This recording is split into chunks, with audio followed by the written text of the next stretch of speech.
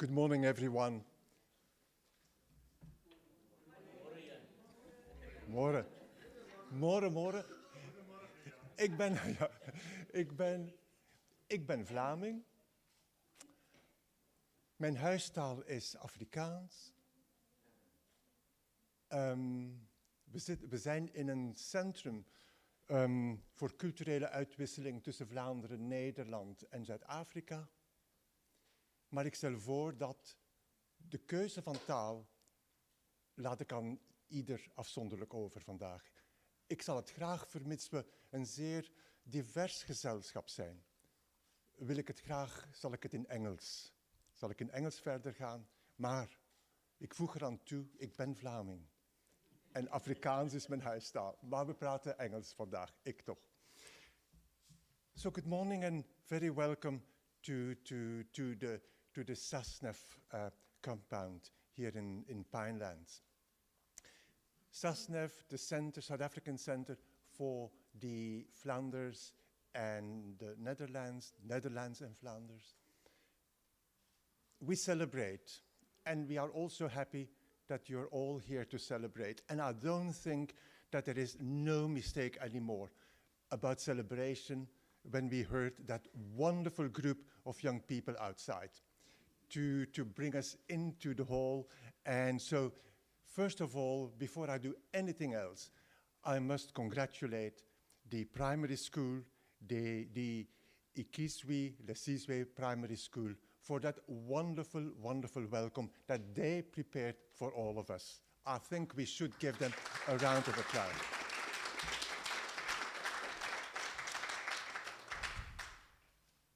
And I'm sure that later on, a naughty fox is going to be the theme of the morning. I say a naughty one because it's a mixed approach. That naughty fox, I'm sure, with these kids around, look how he's there. But that one is not going to steal our chickens here today. They'll chase them away with all their singing and clapping and dancing. So we are pretty safe with these young people outside there. A warm welcome. As we say in South Africa, all protocol observed, but not really all protocol observed. A few exceptions to the protocol, certainly to welcome our guests from the Netherlands.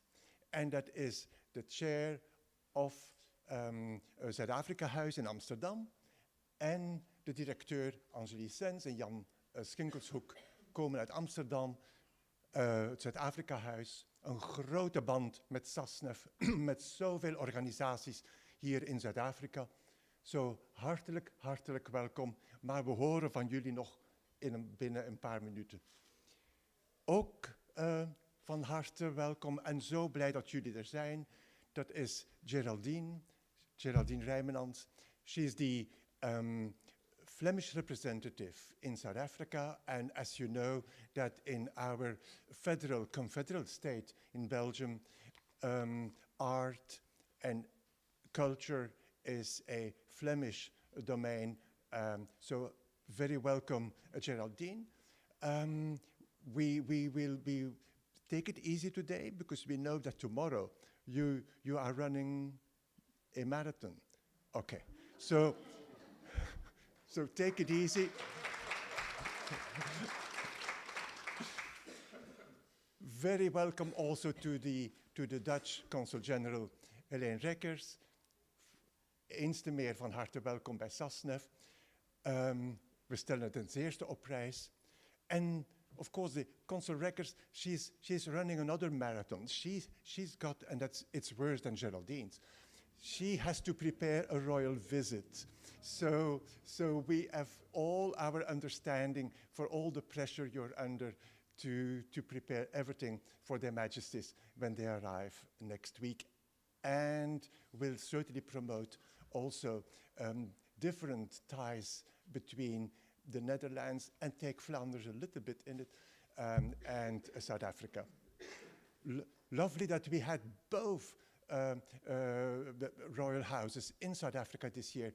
the Belgian king and queen came in March, and now the Dutch in October. I think it's another signal that we are on the right track with what we are doing here at SASNEV and with all our colleagues and partners. Also, congratulations to all the wonderful effort that has been made to present the entry hall so beautifully. So congratulations to Mbenyane for that beautiful table that they prepared. Congratulations to the library, the Dutch library, for all that effort to put for us together. You must have a close look later on at all the photos and the documents. It's a wonderful presentation. Thank you to all the librarians for their wonderful work outside there.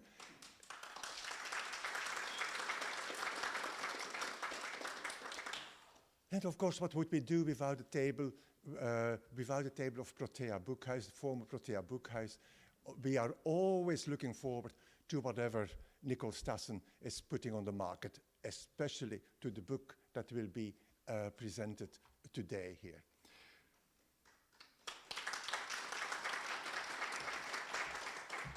So I think we put it all together.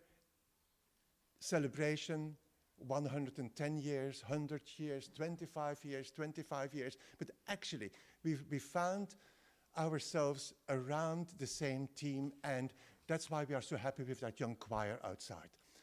Young people, education, literacy, the book, word, writing well, reading well, understanding what you read, making books accessible for young people, introducing young people to books. I think this is going to be SASNEV's mission for the future, to concentrate on the society we live in and try through the book to bring a better world around us. And we are so wonderfully assisted by Suid-Afrika Huis in Amsterdam. We are wonderfully assisted by Mbenyane and by the Dutch Library. Enjoy the morning.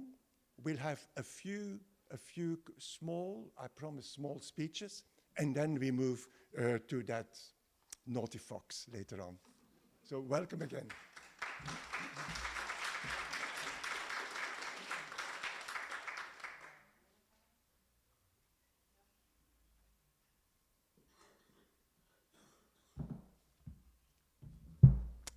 Molweni. Goedemorgen. Good morning, everybody. Goedemorgen, dames en heren. Mijn naam is Mbenyane en het is een eer voor mij om hier vandaag te staan met zoveel heugelijke mijlpalen om te vieren.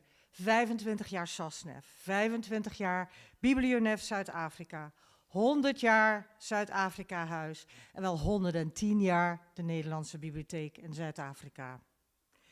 Vandaag, sorry, ik heb een verkoudheid die al een beetje lang aanhoudt. Vandaag staat ook in het teken van verhalen vertellen. En wat zou een bibliotheek zijn zonder dat die verhalen een keer te boek werden gesteld? Ik zal graag kort iets vertellen over de geschiedenis van de Nederlandse Bibliotheek.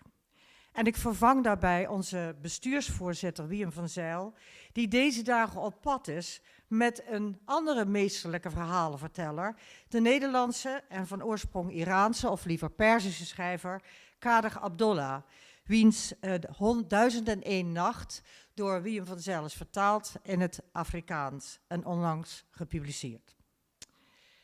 Het verhaal van de Nederlandse Bibliotheek in Kaapstad is er een van vele omzwervingen. Het begon allemaal met een kist met Nederlandse boeken en tijdschriften die in 1903 door de boekencommissie van het Algemeen Nederlands Verbond in Rotterdam naar de verzamelplaats van de Hollandse Vereniging, het pand van de heer S.J. van Bees van Andel in Kaapstad gestuurd werden.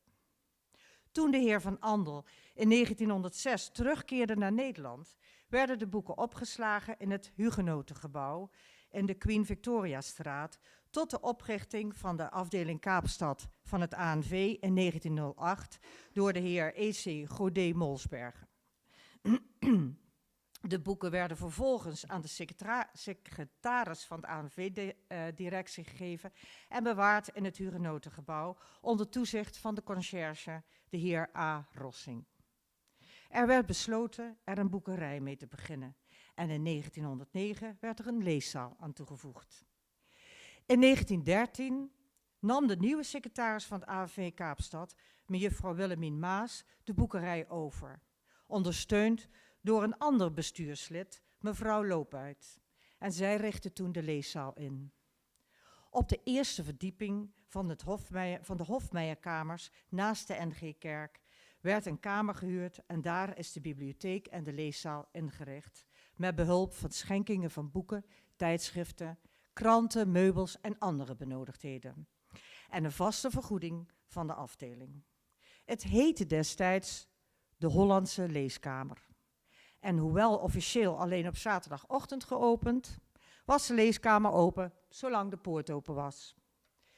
En toen kwam de Eerste Wereldoorlog. Juffrouw Maas keerde in 1915 terug naar Nederland en mevrouw Louw nam de leiding van de boekerij en leeszaal over en hield deze gedurende meer dan 20 moeilijke jaren geopend. In het begin was het doel boeken en tijdschriften beschikbaar te stellen aan de Nederlanders, oud-Nederlanders en stamverwanten. En daarom werden boeken, tijdschriften, kranten in het Nederlands, Vlaams en Afrikaans aangeschaft.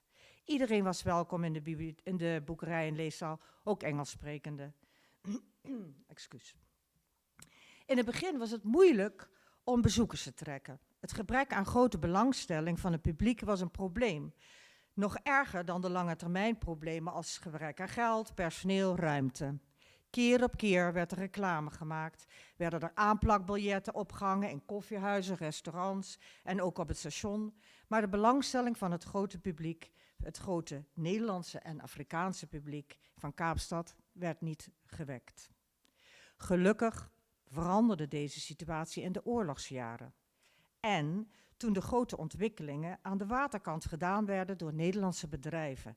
En nog later, toen veel Nederlandse immigranten naar Kaapstad trokken. De boekerij en leeszaal moest meerdere malen verhuizen. In 1919 werd ze gehuisvest in de Afrikaanse koffiekamer naast de Grote Kerk. En in 1934 stelde de Unieregering Leliestraat 6 aan de bergzijde van het oude parlementsgebouw gratis ter beschikking aan de boekerij. Toen in 1966 de gebouwen in deze straat werden gesloopt voor de bouw van het Hendrik Verwoerdgebouw, moest de boekerij verhuizen naar de 7e verdieping van het Waalburggebouw op de hoek van Waal en Burgstraat. Alleen om erachter te komen dat de lift in het gebouw maar tot de 6e verdieping ging. Dat was een gesjouw. In 1982 moest de collectie van het Waalburggebouw verlaten en bijna een jaar lang worden bewaard omdat er geen geschikte plek gevonden kon worden. Gelukkig bereidde de boekerij zich daar onbewust op voor. Toen in 1973 de benzineprijs werd verhoogd en mensen en bedrijven naar de buitenwijken van Kaapstad begonnen te verhuizen, waren de lezers van de boekerij huiverig om naar de stad te komen. Daarop begon de boekerij met buitendiensten in de buitenwijken, die doorgaans om de 2 weken op een gezellige manier werden gehouden in vrijwilligershuizen. En zo hielden in 1982 de buitendiensten de boekerij in leven, tot er een nieuw huis werd gevonden in het Stadbelcentrum in Groenpunt. Daar bleef de boekerij bestaan tot 1997. Toen ze tenslotte verhuisden naar het nieuw opgerichte Huis der Nederlanden in Pinelands, dat speciaal werd aangekocht en gerenoveerd door de Willem de Zwijger Stichting. En hier zijn we nog steeds, maar onder een nieuwe naam, de Nederlandse Bibliotheek, nu beheerd door de Vrienden van de Nederlandse Bibliotheek.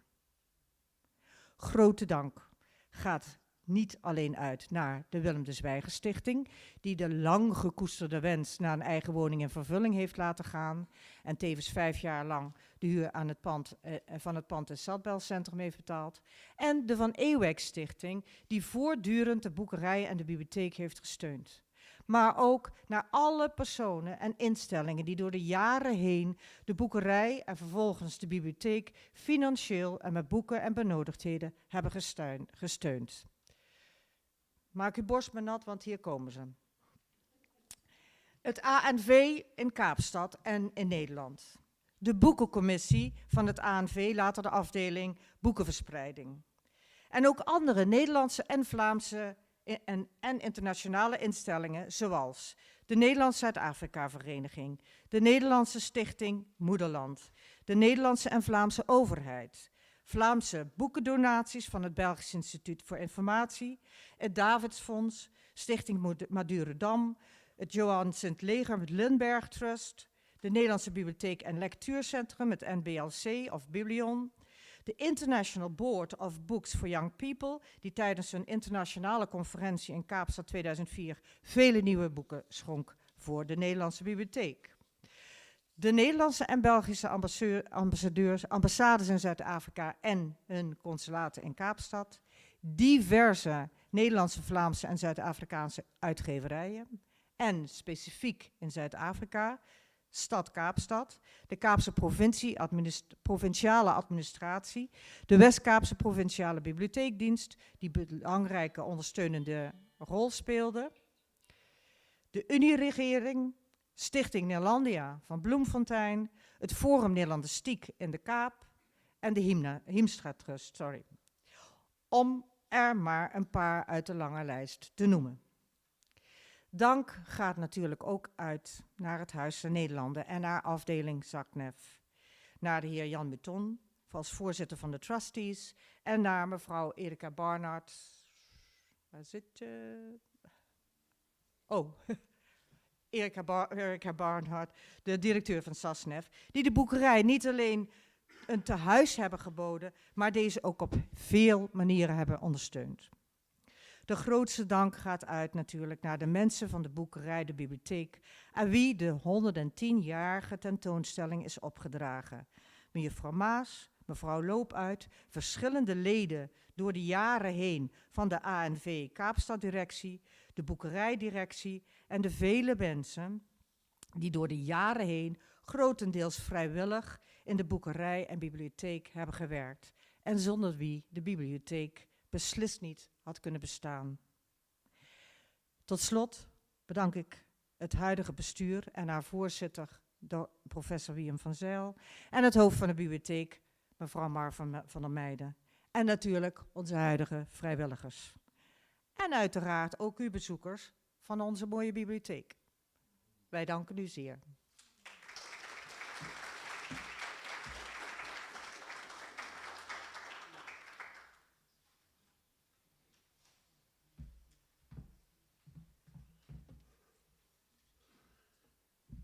Dames en heren, vrienden en vriendinnen. Ik voel me vandaag oud. Heel oud. Het is alsof een grijze grootvader een jonge, kwieke kleindochter komt feliciteren met haar verjaardag. Ja, want zo ligt het. Als vertegenwoordiger, als voorzitter van het Zuid-Afrika-huis in Nederland, een instelling die dit jaar zijn 100ste verjaardag viert, mag ik vandaag hier onze Zuid-Afrikaanse zusterorganisatie SASNEV feliciteren met haar 25-jarig bestaan. Eigenlijk is het nog veel erger. Het Zuid-Afrika-huis is veel ouder dan 100 jaar. Wij gaan terug op Nederlandse, Hollandse organisaties die de tweede helft van de 19e eeuw zijn opgericht uit verbondenheid met Zuid-Afrika. Maar 100 jaar geleden, op de kop af, betrokken we een mooi, statig pand aan de deftige Keizersgracht in het hartje van Amsterdam. Een pand dat wortels heeft die teruggaan tot de oude compagnie. Dat memorabele feit, een feit dat laat zien hoezeer onze voorouders verknocht waren aan Zuid-Afrika, begaan ook met de ontwikkelingen hier voor en na de boerenoorlogen. Dat feit is voor ons aanleiding om dubbel en dwars onze onaflatende betrokkenheid met Zuid-Afrika te demonstreren.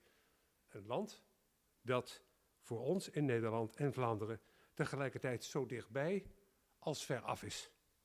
We sluiten binnenkort een jaar vol activiteiten af met een tentoonstelling, een speciaal magazine, een congres en een festival over het Afrikaans. Maar daarom zijn we ook hier, vandaag in Kaapstad, om SASNEV onze gelukwensen over te brengen. Onze kwieke kleindochter, zei ik misschien een tikkeltje ironisch, wellicht wel een beetje paternalistisch. Alsof we meer dan goede samenwerkende partners zijn. Maar zo is het wel een beetje. We voelen ons verbonden. Van meet af aan zijn we bij SASNEV betrokken geweest. En in de loop der jaren hebben we een goede samenwerking opgebouwd. Een samenwerking die heel concreet vorm gaf aan dat wat wij beschouwen als de missie van het Zuid-Afrika-huis. Een brede culturele uitwisseling tussen onze landen. Nederland, Vlaanderen en Zuid-Afrika. Wees niet bang, ik ga niet opsommen wat we allemaal doen. We hebben andere, leukere dingen te doen. Dat zou te veel worden. Uiteenlopend van uitwisseling van jongeren, studenten, journalisten, tot cursussen Afrikaans, van literaire evenementen tot instandhouding van de grootste bibliotheek van het Afrikaans in Europa, plus een indrukwekkend archief. SASNEV was bij die uitvoering van die missie steeds onze natuurlijke dochter in Zuid-Afrika.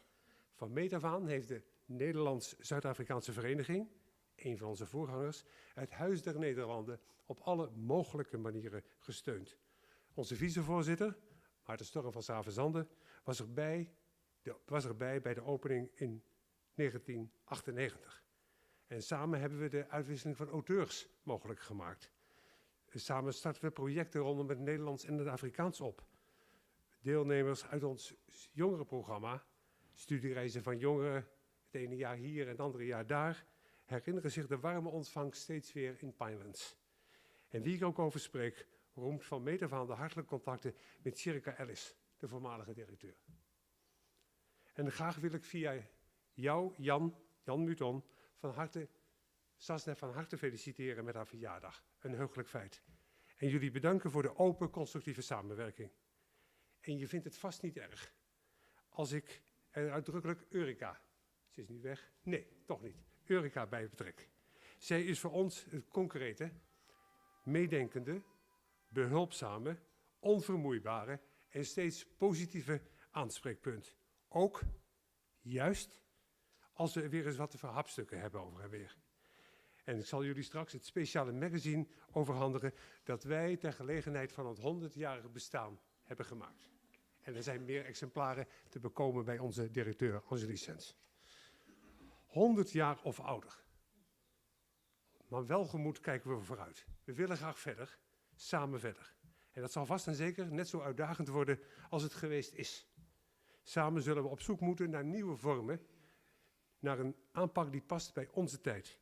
We staan op het kruispunt, naar mijn gevoel, van twee landen die, understatement, een bewogen geschiedenis delen. Een geschiedenis die mooie, maar ook zwarte kanten kent. En wie vooruit wil kijken, kan niet zonder een achteruitkijkspiegel. En wie het verleden niet openlegt, kan de toekomst niet in. In het heden raken verleden en toekomst elkaar. Er is in die 25 jaar niet alleen veel veranderd in Zuid-Afrika, ook in Nederland, ook in Vlaanderen, de lage landen, maken we meer dan onderhuids grote veranderingen door. De wind is uit een andere hoek gaan waaien. Vergeleken met zeg 25 jaar geleden zijn we anders gaan aankijken tegen ons nationale verleden. De Gouden Eeuw blijkt bij nader inzien toch minder goud. Over koloniën en campagne wordt anders gedacht. Van het slavernijverleden nemen we publiekelijk afstand. De minister-president heeft openlijk zijn excuses aangeboden. En dekolonisatie vergt een ingrijpende heroriëntatie. En de koning, u ontmoet hem volgende week, zei vorige week nog dat we ook de lelijke kanten van de geschiedenis onder ogen moeten zien om verder te kunnen. Die veranderingen werken ook door in onze verhoudingen.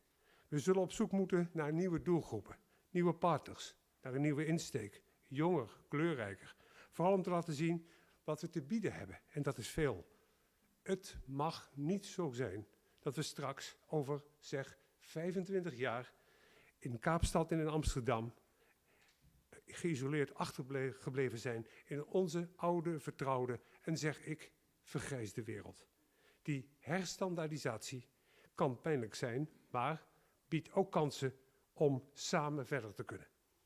Het zijn niet alleen, denk ik, bedreigingen en risico's. Ik zie het vooral ook als kansen, als nieuwe kansen. We hebben de wind in de rug, geloof ik. Met beperkend tot de lage landen zie ik grote groeiende belangstelling voor Zuid-Afrika.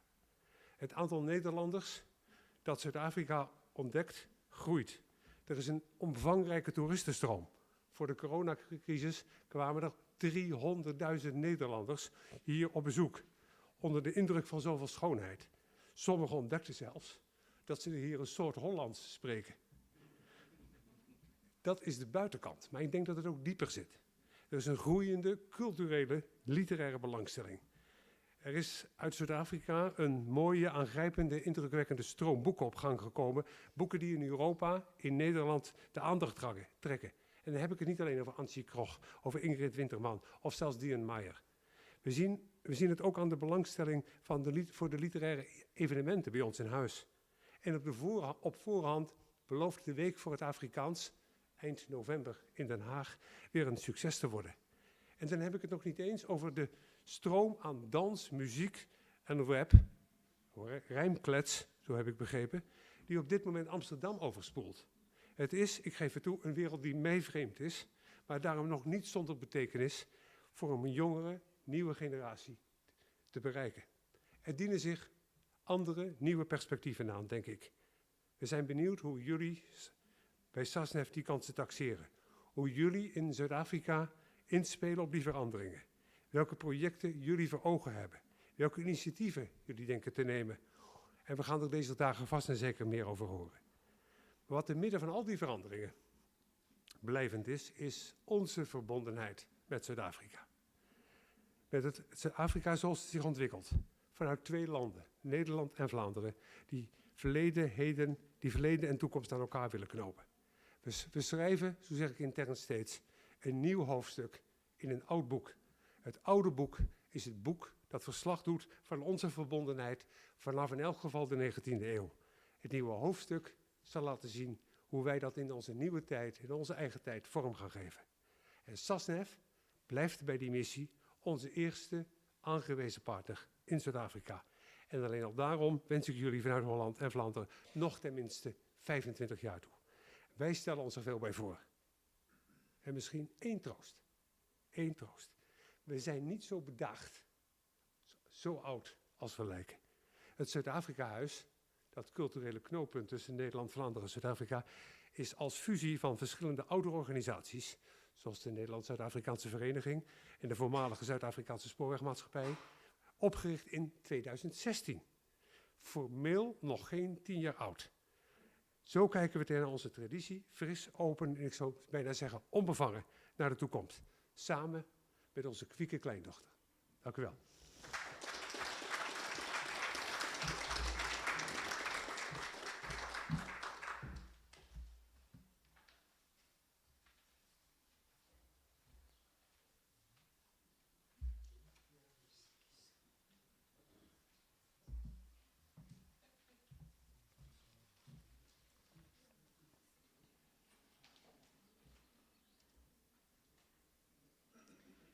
Esteemed guests, especially Erika, representatives of SASNEV, Zuid-Afrika Huis, and the Nederlandse Bibliotheek Kaapstad, Professor Henning Pieterse and Reinhard, fellow board members of BiblioNev, book lovers and friends, supporters of our organizations, ladies and gentlemen.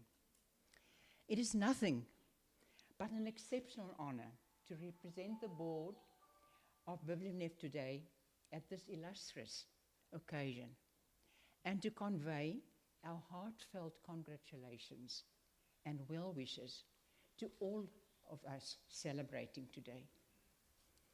In 1998, when Jonkheer Maximilian Vegelen van Klaarbergen invited me, with the other board members, including Dr. Mary Nasambeni, I don't see her today, not here, to join the board of BiblioNEF. I do not think we really had any idea what we were letting ourselves into and how such a lifelong, passionate relationship would develop. We certainly did not, in our wildest dreams, think about 25-year celebrations at that stage. We were thinking about surviving the first couple of years. And on the contrary, we did not even know anything about fundraising or where the money for all these dreams was going to come from. And yet, here we are today, in the fortunate position to celebrate the success 25 years later, while many other organizations, starting the same time as we did, have founded over the years in South Africa. Today we can honor Max with his charming and persuasive ways for the vision that he displayed and the enthusiasm which he managed to instill in all of us working for BiblioNEF, for all of us to follow his dream and to make it come into full fruition. Max, having represented the Dutch government as ambassador to various countries, was deeply touched by the global issue of underprivileged children with inadequate access to books, stories, and literature, with which they could develop their reading skills, how they were deprived of the joy of reading and being able to explore the wider world beyond their limited environments through books and reading. His dream was that of a skippered ship on the high seas, traveling around the world, bringing a treasure trove of books to children and adolescents worldwide, to give them the opportunity to grow and to explore the world, explore life, languages, through the books distributed. To realize his dream, Max established BiblioNEF International in Paris, France in 1989. The seagoing vessel did not realize. But today, BiblioNEF functions and operates from various main centers and provides services in 55 countries in a multitude of languages, making that part of his dream about book shipments a hard fact and a great success story. BiblioNEF South Africa was established in Cape Town in September 1998, and under the stewardship of the first executive officer, Jean Williams Stanfleet, and the present manager, Ms. Sunita Armold, with a superb and supporting staff, have managed to distribute a remarkable 2 million books already.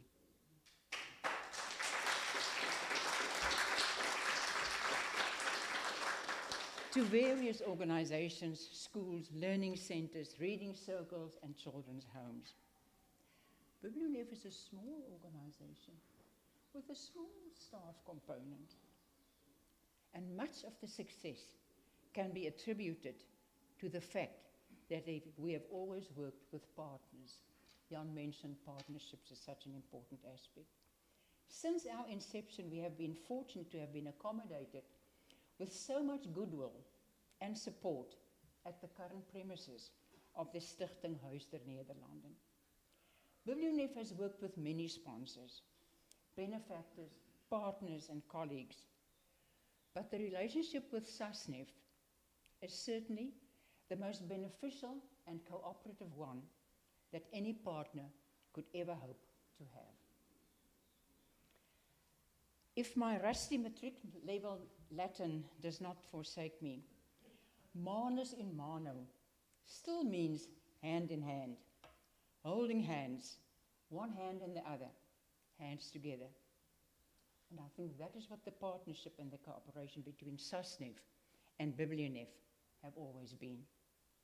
We have been helping each other, supporting and growing together, or manus manum lavat, washing the hands, washing each other's hands together. And I think this describes so well the good partnership the two organizations have always nurtured and developed while sharing the same treasured values that we have always upheld together. It is thus an honor to congratulate our valued partner SASNEV on the successful 25 years behind us, and hoping that there will still be many productive and successful years ahead for both our organizations. Congratulations also to the Nederlandse Bibliotheek Kaapstad in Suid-Afrika Huis for their much bigger birthdays and the success they've enjoyed to benefit all of those communities being served so nobly. To Professor Henning Pieterse, congratulations and thank you for bringing Reinhard along in a new translation.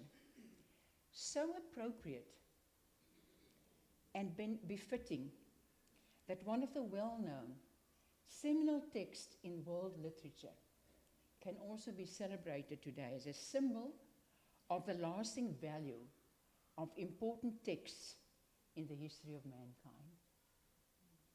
May the good work done by all our organizations continue and make a difference in the lives of our children across languages, across communities, and across continents. May we be as clever and crafty as Reinhard to survive and to thrive and to give what Max called die kansarme kinderen, those children deprived of opportunities.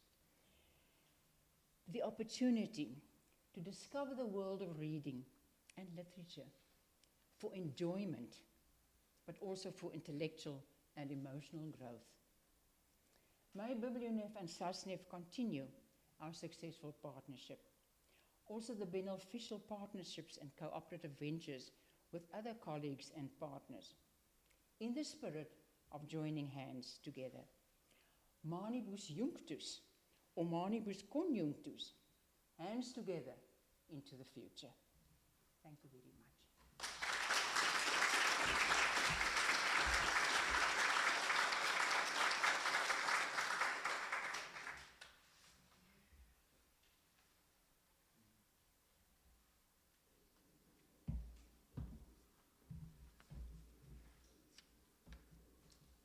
Thank you very much to everyone for these very supporting interventions, words, and I think it really is very important to us now to look forward to continue this cooperation that we have.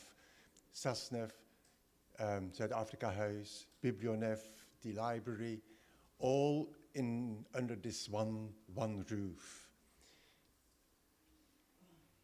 And indeed, Mrs. De Beer, the literature, literacy, the word, everything, when I was looking at the first print that we have there, which is the original text of Reinhard, a print of Reinhard from 1270, 1270 it was written by hand by these professional copiers that were sitting around European cities in those days. So indeed, and we are now still discussing literacy, word, and the meaning, the importance of text. And I think that Professor Henning Pieterse will certainly go deeper into that later on. But now for SASNEV. It is I've been the chair of SASNEV for a couple of years. I succeeded to wonderful predecessors. One is here today, and very welcome to Erwin Rode for being here today. There was Professor Dorothea van Zijl with her wonderful book of contacts, and of course her Woordfeest farm. The fame of her Woordfeest, and so I had these wonderful predecessors, and but I enjoy it to be the chair of SASNEV because it is it is not easy. It is an exciting challenge, actually, and that's not. It's a common word these days. Everything is a challenge. Wherever you read, whatever you write, so we don't talk of problems anymore. It's a challenge, but then to dim it down a bit, you call it an exciting one. But it is an exciting challenge to run a culture house, because we live in a world of ever-changing ways of communication. We have our social media.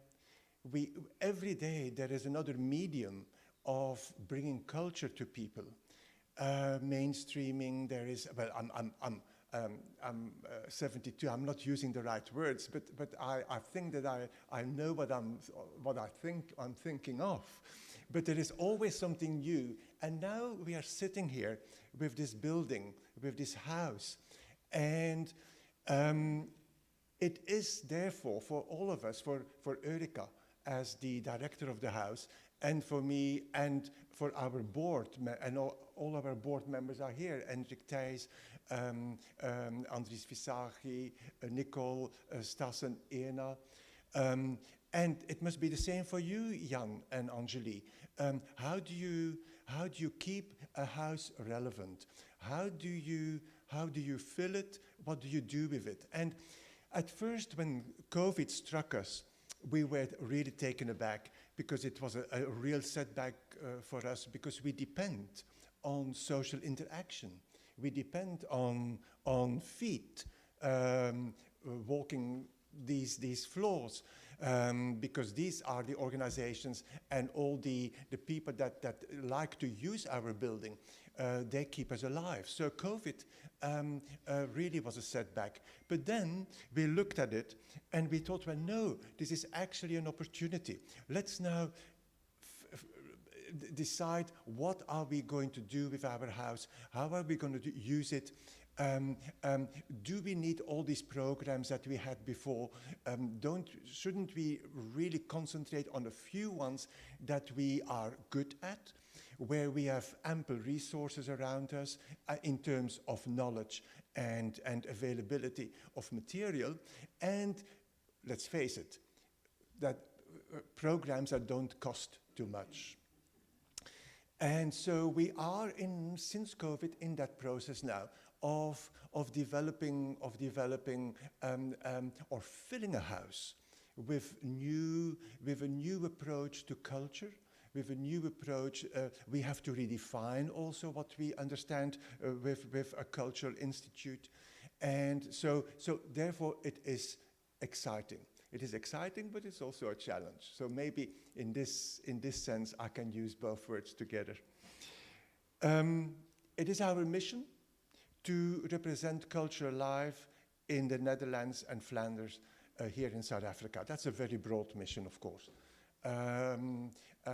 We have also a broad medium to do that. We have a website. We have the hotspot where we try to put information on as relevant as possible, but we also have to do it with other means of expression in culture. However, what is very important to us is that we should be able to mix the representation and the introduction of what is happening in Flanders and the Netherlands culturally, and how do we translate it into the needs of the society around us? How do we respond to the needs for transformation in the world around us? How do we address the inclusivity? How do we address the mutual respect for diversity? I think that these are red threads that should run through all our initiatives that we undertake as we are planning for the next year and the years ahead. So we have a number. We've got this house, which is wonderful because not many organizations have it. A fixed house where you can always open the door every morning and walk in. We don't have to pay rent, and so this is our house. So, but how do we fill it now? How do we mix the contemporary and history in Flanders and the Netherlands with the needs of society around us. How do we frame our position in the new South Africa of today? And this was indeed, actually we grew out of this. This was at the end of the 90s, the Willem de Zwijger Stichting in the Netherlands, who had come into money and with a specific purpose of using it with and in South Africa, so decided to buy this house and establish the Huis der Nederlanden. Out of which, a couple of years later, SASNEV grew because we thought that it was a much more appropriate a term to define our existence. And of course, it was after the cultural boycott. It was after the new South Africa, the new democratic South Africa, that the Willem de Zwijger Stichting decided, well, now it is time that we move into South Africa, that we extend our cultural exchanges between the Netherlands and Flanders, which had been the original, which some people still call die Groot Nederlandse Gedachte. But we extended to South Africa, and that's what they did. And we had, as Eureka, had illustrious predecessors. There was Anneke van Niekerk, who was really of eternal fame. Daniel Hugo, we cannot miss him. He's got a translation almost every week on our bookshelves. So we had all these people in this house. We had our chairs. So we really made a wonderful. We got a good start moving ahead. But so, what are the elements of our being for SASNEV? First of all, if you are not very strong, you have to be smart, and he's a little bit like that, the Reinhard. And that's why we Flemish, we identify so well with him. Although he's very, very naughty and on the brink of criminal, but he's got, he's very naughty, but we identify because he's got these other characteristics. So anyway, a good network is very important to us, and that's why we had our cocktail earlier this week at the Woordfeest, and so we like to be a good cultural actor on the cultural scene in Cape Town. And we do this, of course, with the library, Dutch library in our house, with the honor of having Biblionev with us. But we have also all these other partners. We have the Orde van de Prinsen, who is a very, very trustworthy partner in Europe and in South Africa. We have the Van Eerwijk Stichting, we have the Taalunie, of course the Woordfeest, and then of course the governments of Flanders, of the Netherlands, of Belgium, the governments of the Netherlands, of Flanders and Belgium, which we appreciate very, very much. I know it is not a fixed support, but we try to bring programs that are in line with what you are trying to do in the Netherlands and Flanders. How is your bilateral policies with South Africa? So a good cooperation is very important there, that we can bring our programs in line with what you are doing. So a network, number one. Secondly, of course, is this house that we have to fill. And as I said, we are so happy to have the library and Biblionev under one roof with us, because both of them share the same vision that we have, the same vision, and we try to put it all together as a threesome. Our mission is to bring the culture of Flanders and the Netherlands and Flanders to South Africa, and we try to put it into the needs that we discover around us. That is our mission. Our vision is that we would like to do it more and more with the book. Literature, literacy, book promotion, book translations, book presentations, and that is where, with all our partners, our publishing houses, and of course we have the advantage and the honor of having Dr. Stasse in our midst here today, but also on our board. And who is better placed than Dr. Stassen to promote the book in South Africa with all the other publishing houses, and I'm coming back to them a little bit later. So it's maybe it's literacy, it's book, it's writing, and everything that has to do with it. Maybe organizing classes, preparing students in how to write well, to prepare them in matric before they go to university, in helping them to understand how the style of reading and writing is different at university from matric, and how do you go through your matric here. We have this house here. So we are open for ideas, and I know that ideas are cooking here today in all these brilliant minds that are sitting in the room here. So I'm counting on you all to help us to define and to put into practice that mission, and that vision that we have for literacy, for helping children, young people, especially young people. When we look at the crime rates, when we look at all the deprivation, and it all starts with children and young people. And if we don't address them, what better way to address their needs and to keep them in a structure, to bring structure maybe in their lives through the book, through literary programs. So ideas helping us, please, it's open. What we did in the past, we had book tours, we traveled through the country.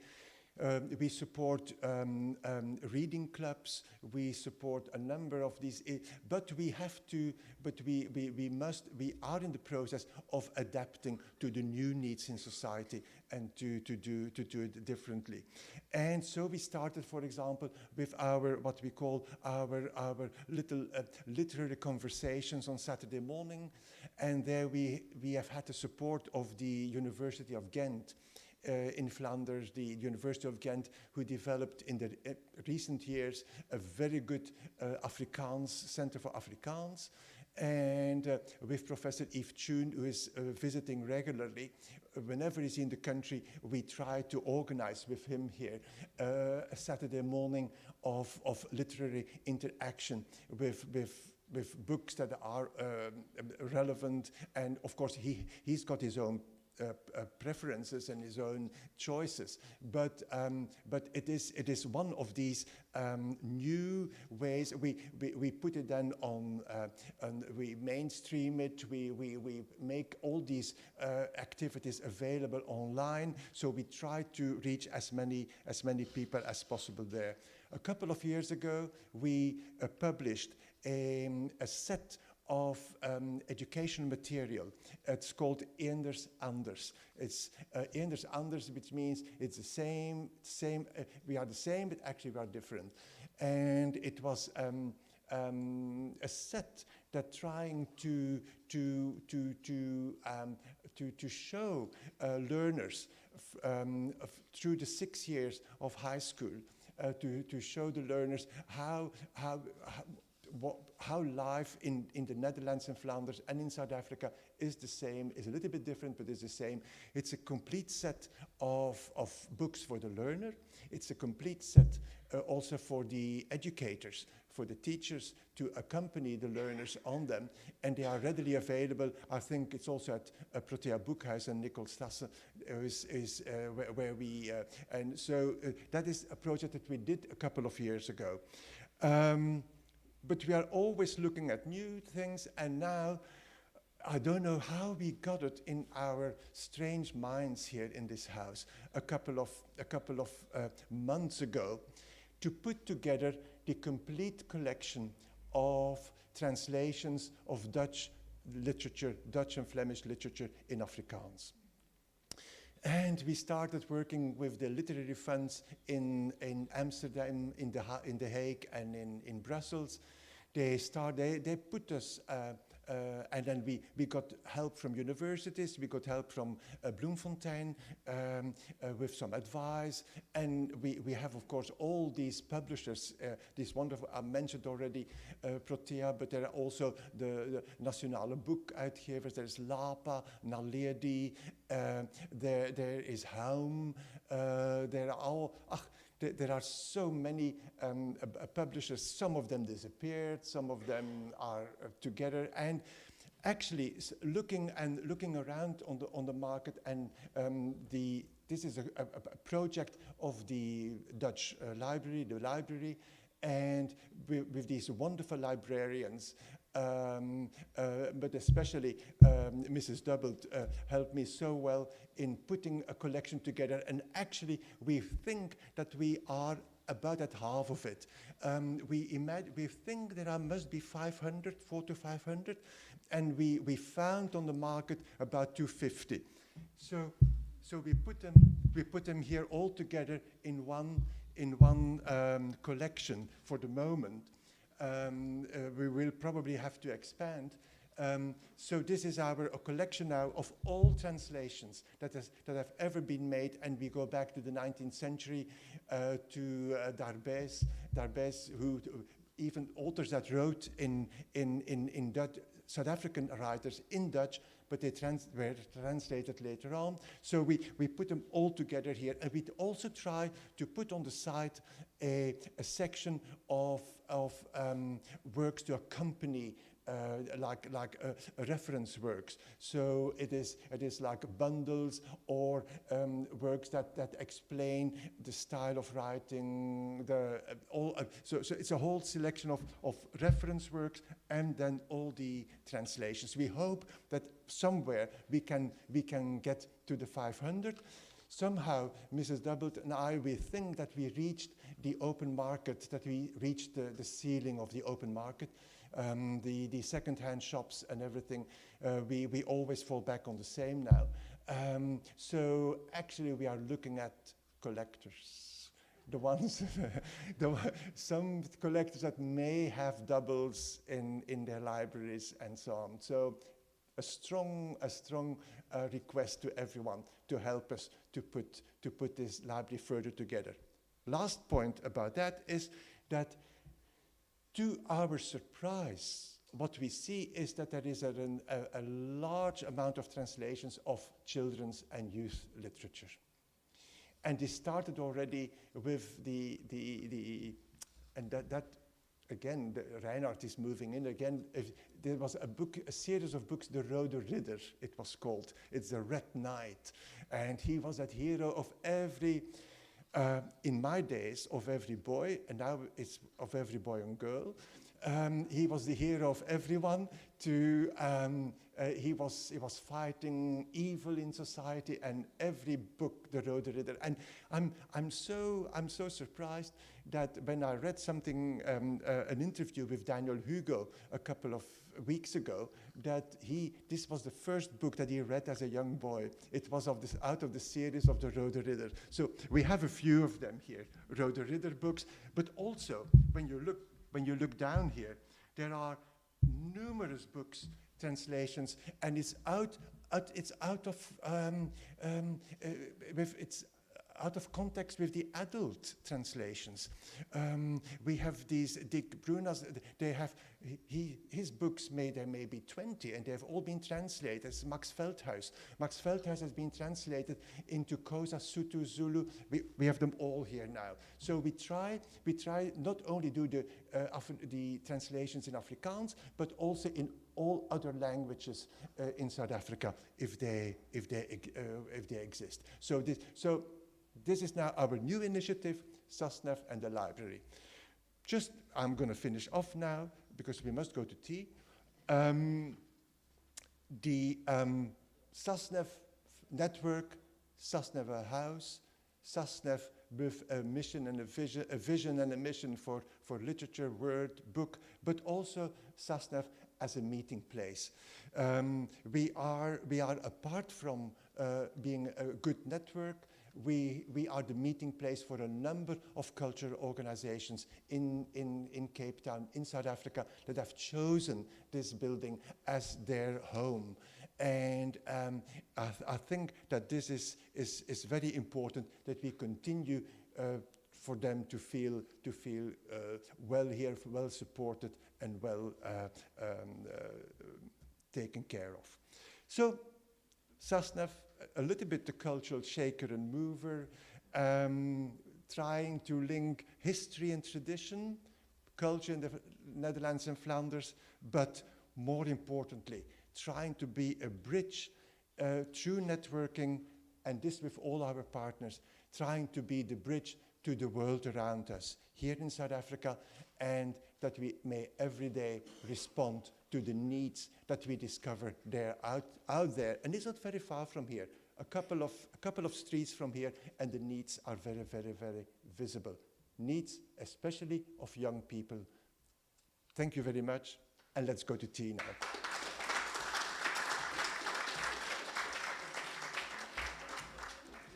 Ulrika, are we ready for tea? Okay, let's go.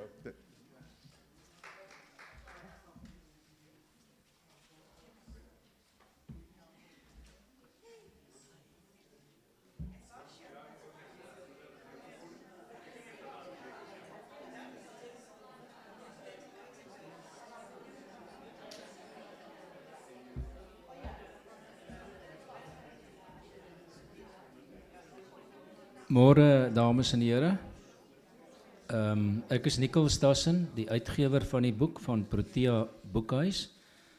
En vir my is gevra om vinnig ietsie oor Protea te sê en dan vir professor Henning Pieterse aan die woord te stel.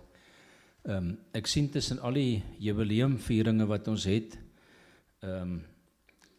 ons nog 'n viering so stilweg. In Pretoria het ons so maand gelede op 1 September, 6 weke gelede, op 1 September Lentedag gevier, en lyk my ons kan vandag 6 weke later Lentedag hier in die Kaap vier.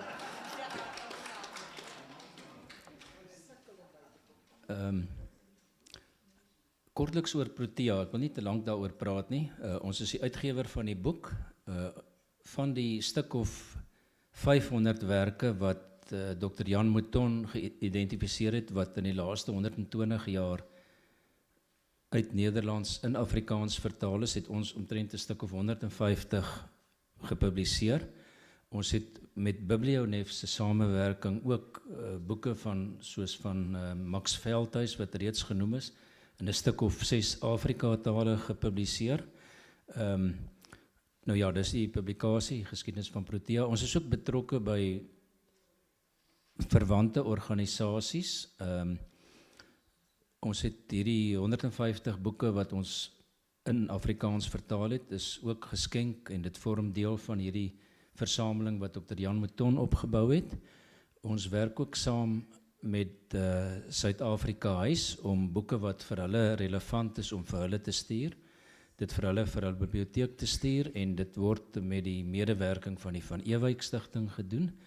En dan is ons ook vir die laaste stuk of 15 jaar betrokke by die Poësiesentrum in Gent, waar met die kolleksie Ernst van Heerden daar, dis die grootste versameling Afrikaanse poësie buite Suid-Afrika. Dis my voorreg om oor so 'n stuk of 10 dae weer 'n stuk, bietjie meer as 100 Afrikaanse poësiebundels aan hulle te oorhandig. Dis maar buitengewoon baie, want ons het die laaste 4 jaar was dit baie moeilik om daar uit te kom. So dit is vir ons 'n voorreg om betrokke te wees. Maar dit is nie waarvoor ons vandag hier is nie. Ons is hier vir die viering van seker die grootste literêre bestseller in Nederlands die afgelope 800 jaar, van den Vos Reinaarde, wie wat in Afrikaans vertaal is Reinaard die Vos. Ek sien hier so kat wat hier rondloop. Hy het hom gister hier tuis gemaak, en ons kon hom net nie hier wegkry nie. Ek hoor hy sy naam is Tibeer, die kat daar in Reinaard epos. Ek wonder tog of dit nie dalk Reinhard is nie, want hy het so bruingrys baard, net soos Reinhard. So ek dink Reinhard, net soos Reinhard, is hy maar veranderlik. Nou ja, ons vier die publikasie van Reinhard. As julle my dit gaan verskoon, wil ek tog vir Dr. Jan Mouton 'n eksemplaar van die boek vir die biblioteek oorhandig. Ek wil net vra dat hy gou vorentoe kom, Jan.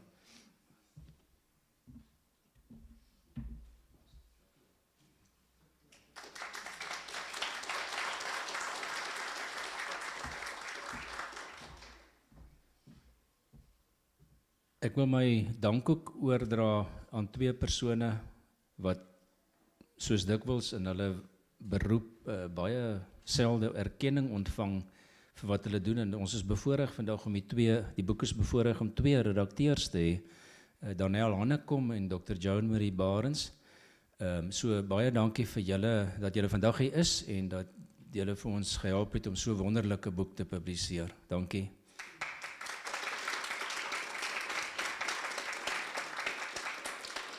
En dan stel ek vir professor Henning Pieterse aan die woord. Ek gaan dit baie kortliks doen, ek gaan baie uitlaat. Hy het by 'n hele paar universiteite al gedoseer. IP, Wits, Vista, Unisa, Universiteit van Johannesburg en tans by die Universiteit van die Vrystaat. Dit lyk my of by hom of by die universiteitsower is 'n bietjie aversie bestaan, want hy is nou nog nie by enige van die Kaapse universiteite dosent gewees nie. Dit kom seker nog, ek weet nooit. Hy het meerdere werke gepubliseer. Ek gaan net die belangrikstes uithaal. Ek dink nie mens kan hom as 'n veelskrywer beskou nie, want as jy gaan kyk na sy werke, is daar gewoonlik so 9-10 jaar wat verloop van een werk tot 'n volgende, en jy kan dit ook sien aan die kwaliteit van die werke wat hy publiseer. Hy het die oog gevang heel eerste in 1989 met sy debuutbundel Alrein, wat met die Eugene Maree Prys en die Ingrid Jonker Prys bekroon is. Toe verloop daar hele 9 jaar voordat hy 'n bundel kortverhale publiseer, omdat ons alles is. En lyk my toe pak 'n publikasie woede om beet, en 2 jaar later publiseer hy 'n digbundel, Die Burg van Hertog Bloubaard, wat met die Hertzogpluis bekroon is. Dit was buitengewoon, want in daai jare was 'n Hertzogprys omtrent so lewenslange bekroning vir sy werk. Om dit vir 'n tweede werk te kry was absoluut buitengewoon. Nog 'n hele paar jaar later, verskyn in 2007 die Duino Elegie van Rainer Maria Rilke by Protea Boekhuis, wat ook weer eens bekroon is. En toe volg 'n hele 11 jaar voordat sy volgende werk weer verskyn is, 'n vertaling, ook 'n vertaling van Michel Houellebecq, Tussen die Objekte en die Etherische. En dit was slegs 'n keer van Houellebecq se poësie. Nou ja, ek gaan nie anders noem nie. Hy het selfs in 2009 die libretto vir 'n opera geskryf, saam met Neo Moyanga en Bram de Tooy. Die titel is 1894 of 1894 seker.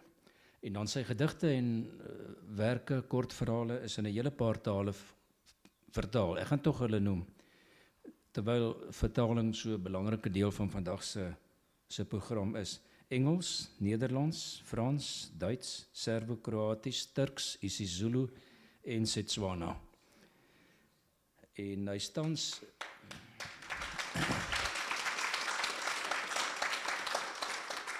na sy loopbaan by 'n hele paar universiteite in verskillende dissiplines, is hy tans professor in die departement Afrikaans en Nederlands, Duits en Frans aan die Universiteit van die Vrystaat. Amper net so indrukwekkend is die aantal studente wat hy al begelei het. 62 MA studente, 9 PhD studente, en daai dosente wat hy in kreatiewe skryfkuns begelei het al gelei tot 26 selfstandige publikasies. Ek dink daar's min universiteite wat daarmee kan kers vashou. So Henning, Dis 'n voorreg om jou boek te publiseer en jou aan die woord te stel. Dankie.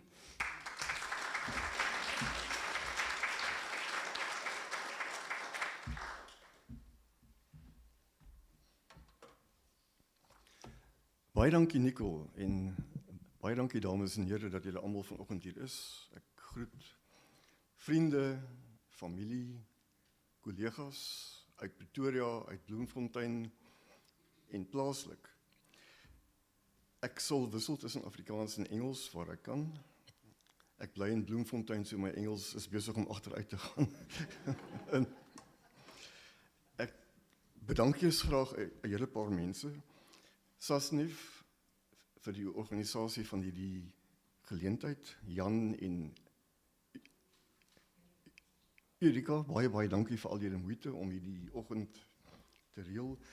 Baie geluk aan al die instansies wat hier ter sprake kom. Die Nederlandse Biblioteek, Suid-Afrika huis, waar ek al die voorreg gehad het om 'n paar keer te praat in Amsterdam.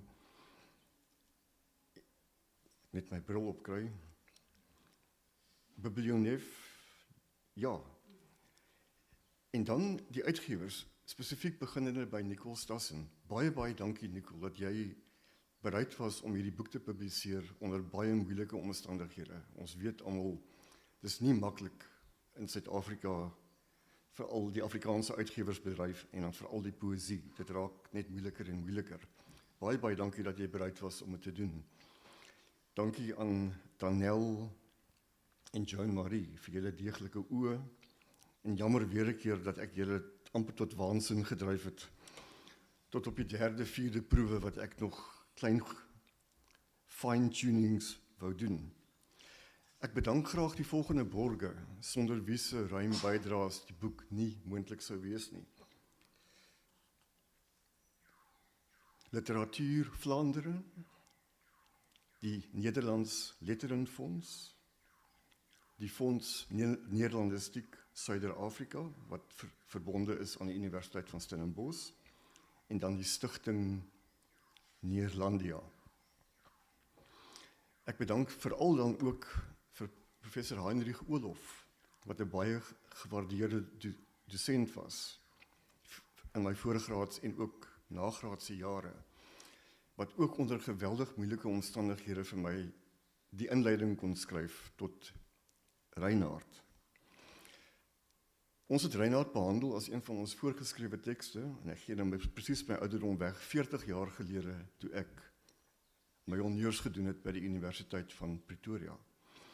En ons het in die klas snitte vertaal uit die Middel-Nederlandse teks, maar ons moes self die hele teks deurlees, en jy het baie vinnig agtergekom, jy gaan daai nie vinnig doen nie.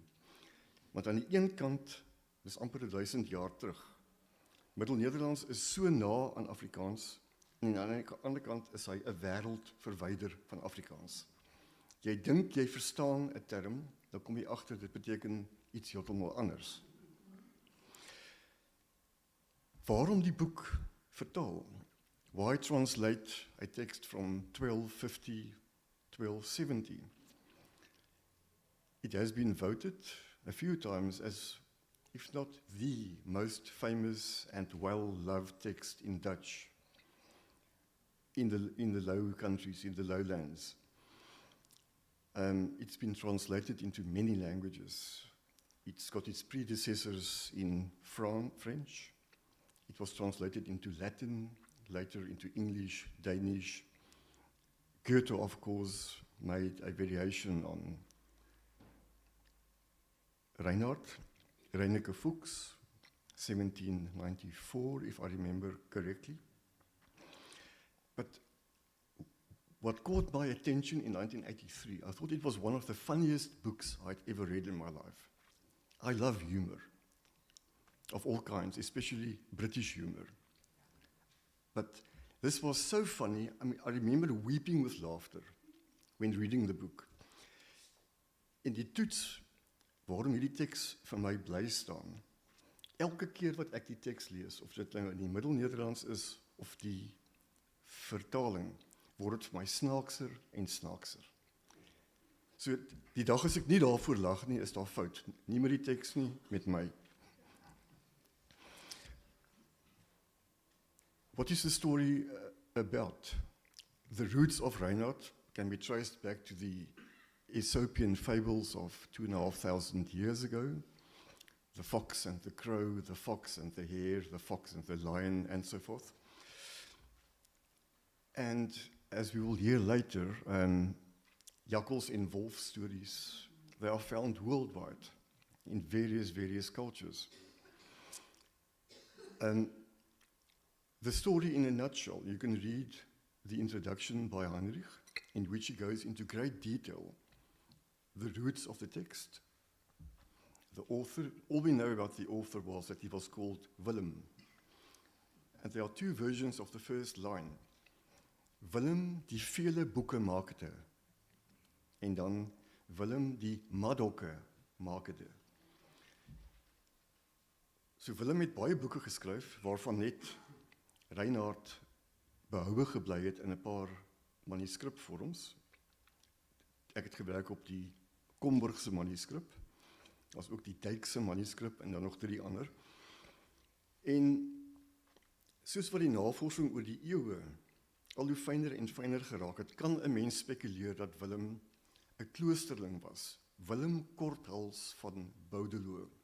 Maar dit kan nie met groot sekerheid bevestig word nie. Ons kan spekuleer dat hy 'n monnik was, of in daardie tye het hulle gepraat van 'n taalman. Onthou dis in 'n tyd toe geletterdheid op baie lae vlakke was. Bitter min mense kon lees en skryf. So 'n taalman het vir jou briewe geskryf, of as jy moes 'n betoog lewer, het 'n taalman dit vir jou gedoen. En daar's baie spekulasie daaroor dat Reinhard nie geskryf is om noodwendig gelees te word nie, maar om voorgedra te word, as 'n tipe van 'n rap. En Heinrich gaan ook in detail daarop in, hoe die straatkletsruimers mense nader gelok het na die pleine toe, deur gedeeltes of fragmente voor te dra en te sing.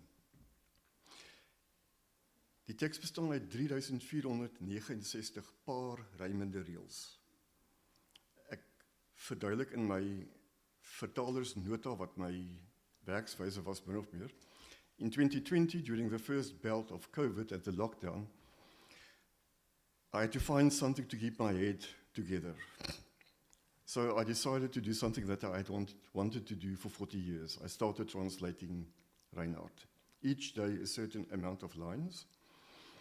That was the relative easy part of the exercise. The translation was not rhymed. Willem's, of course, is totally rhymed. Then I started doing the rhyming part. The first stage took me a year. Then the text's internal pendulum swifted towards metric questions, because it is in Afrikaans 'n 4-heffingsvers. Daar is 4 heffings in elke versreel. Nie dreunend katum, katum, katum, katum nie. Willem speel die hele tyd met rympatrone, alhoewel dit paar rym is, en hy speel die hele tyd ook met die metrum. Dit is nie dreunend nie, as jy dink aan die digter Bilderdijk uit die 19e eeu, wat genoem is Bolderdijk, weens die dreunende aspek van sy verskuns. Willem is baie beter as dit. En hoe meer 'n mens lees oor middeleeuse kodes, middeleeuse simboliek, hoe meer historiese gegevens daar aan die dag kom, hoe snaakser en hoe meer relevant word die teks. The story in a nutshell. King Nobel, the Lion King, summons all his subjects to his court for a court day to show off his great glory. All the animals arrive, except the fox Reinhard, because he had done harm to most of the animals. One after the other, the animals stand up and they accuse Reinhard of various very indecent deeds. The wolf, Isengreen, which I translated as Eystergryns, says that Reinhard had raped his wife. And then it came out, no. Reinhard and Hersiende, which comes from the very vulgar erswinde, arswind. Reinhard and Hersind had been lovers for many years, but Reinhard had blinded the children by urinating in their eyes. So they are very, pardon me, pissed off. So,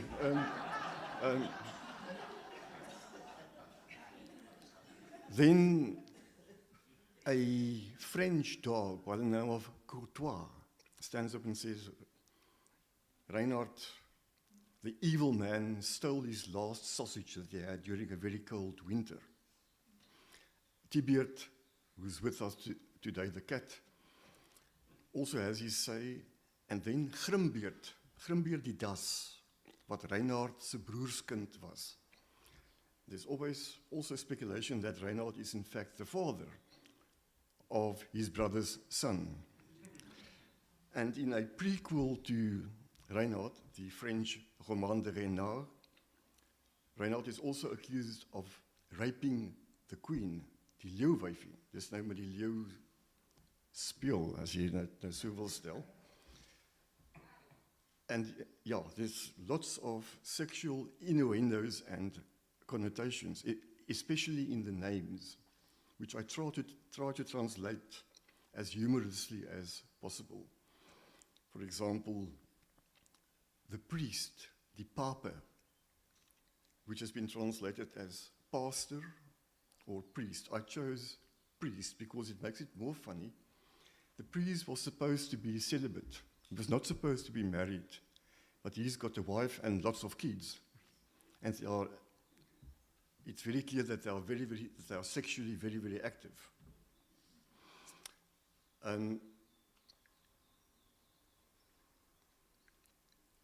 The priest's wife in Middle Dutch is called Iulokke, I-U-L-O-C-K.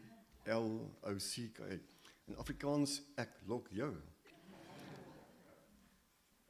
The you, the wife of the pastor, Belin Diram, in Middle Dutch, ha-wie, which comes from the Old French, ah-oui. And then there's another name in the Middle Dutch, Ogerne. In German, o gerne, o graag. So, lots of the men's names imply certain physical disabilities, which can be traced back to intermarriage, bloedskande. So, I try to work, and by way of footnotes, I explain my reasons for choosing a certain name or description. So, all the animals say that Reinhard is the most evil man on earth and he should be summoned to court. So first of all, King Nobel sends Bruin die beer, Bruin the bear, to go and summon Reinhard to court, to come and face the charges leveled against him. Reinhard invites Bruin into his home, and he plays upon his weakness, his love for honey, and he tells him there's a huge nest nearby with lots of honey, so much that he will not be able to eat it in one lifetime. Of course, the bear is immediately interested. He gets caught in a tree trunk, and he nearly gets killed by the people of the nearby village. He loses one ear and both his cheeks and his, handvelle, the palms of his hands. And he makes it back to court and complains to the king. And the king is furious, and he sends out Tibeert the cat. Reinhard does the same thing to Tibeert. Tibeert loves mice. And Reinhard says, but there's a priest nearby. He's got so many mice in his home. They threaten to evict him from his home. And Tibeert cannot believe his luck. Reinhard takes him to the priest's house. Tibeert gets caught and he's nearly killed by the priest and his family. And he also makes it back to court. The king is even more furious. And then he says, who will go and get this scoundrel to court? who is not afraid to lose an eye or an ear, and then Grimbeerd die das. Wat is 'n dassie in Engels? 'n Dassie? 'n rock rabbit. Grimbeerd goes and he tells Reinhard, if you don't come to the court, within 3 days you will see a gallows erected in front of your castle, and you will die as well as your wife and your children. So Reinhard says, okay, I will come to the court with you. On the way to the court, he tells Grimbeerd, my liewe ou neef, my dear old cousin, I've done so many bad things. Let me confess to you. Since there's no priest around, please will you hear my confession? Grimbeerd says, right, please confess. And Reinhard says, from when I was very, very young, I was a good kid. Until I went into a forest and I found young lambs. I killed one of them, and the blood was so tasty. The meat was so lovely, I couldn't help myself. It grew worse and worse. I killed geese, chickens, wherever I found them. Speaking of the chickens, one of the charges brought against Reinhard at the court is that of Kantikleer, the cock. Kantikleer die haan met sy seuns Karajan en wat is die ander ou se naam? Ek sal dit nou kry. En Reinhard het amper al Kantikleer se kinders opgeëet. En die laaste een was die dogter Koppe, wat so goed kon skrop. En sy word op 'n lijkbaar aangedra, soos in 'n lijkstoet. En die koning sien dit dan en hy besef, nee, daar is nie salf te smeer aan Reinhard nie. Hierdie man is werklik boos. And in the Middle Ages, the fox was regarded as an evil beast. He killed ducks, chicken, geese, lambs, anything that he could lay his paws and teeth on. And in medieval miniatures, he is depicted as an evil person. But what happens in Reinhard, you've got what they call anthropomorphical attributes. The animals behave as humans, and the humans behave like animals. And they are actually all the same. All the humans are depicted as incredibly stupid. They fall for the slightest thing. And of course, the 7 deathly sins figure very, very strongly in this text, as they do in many medieval texts. Gluttony especially, jealousy, lust, all those lovely sins. The 7, wat is die 7 deugde in Engels? The 7 virtues do not, maybe 2 of them in future, but not very much. For the rest, Reinhard is depicted as an evil animal, an evil person.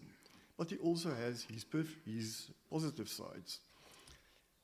My description of him in my translator's note is, he is the perfect anti-hero, because he shows up the faults of humans and animals.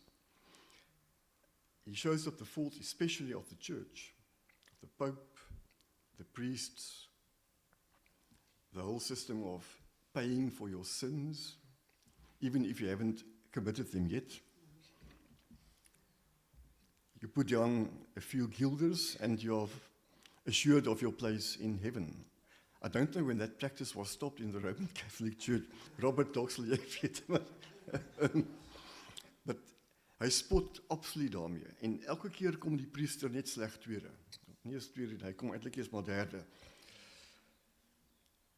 So, Reinhard confesses to Grimbeerd, and they arrive at the court. And all the animals are ready to tackle Reinhard. Once again, all the accusations are leveled against him. Reinhard confesses again. He started off as a good young man, but unfortunately his natural instincts got the better of him, and he cannot help himself. He has to drink blood, he has to eat flesh. And he gets condemned to death, and he must hang. And all his enemies, Eystergryns, Bruin, Tibet, Kantikleer, they're all there, and they said, death to Reinhard. Just before he's hanged, Reinhard says, koning, ek het nog baie silwer en goud, wat ek wegsteek, soveel dat 'n wa dit in 7 vragte nie sou kon dra nie. And immediately the king is interested. And so is the queen. And they take Reinhard aside and the king says, Reinhard, waar het jy daai skat gekry? Where did you get that treasure? And then Reinhard spins this long lie about how his father supposedly found the treasure of an East Gothic king, Hermanaric or Ermanaric. Some people call him Herman the Great of the 4th century. And he was supposed to have hidden a huge treasure.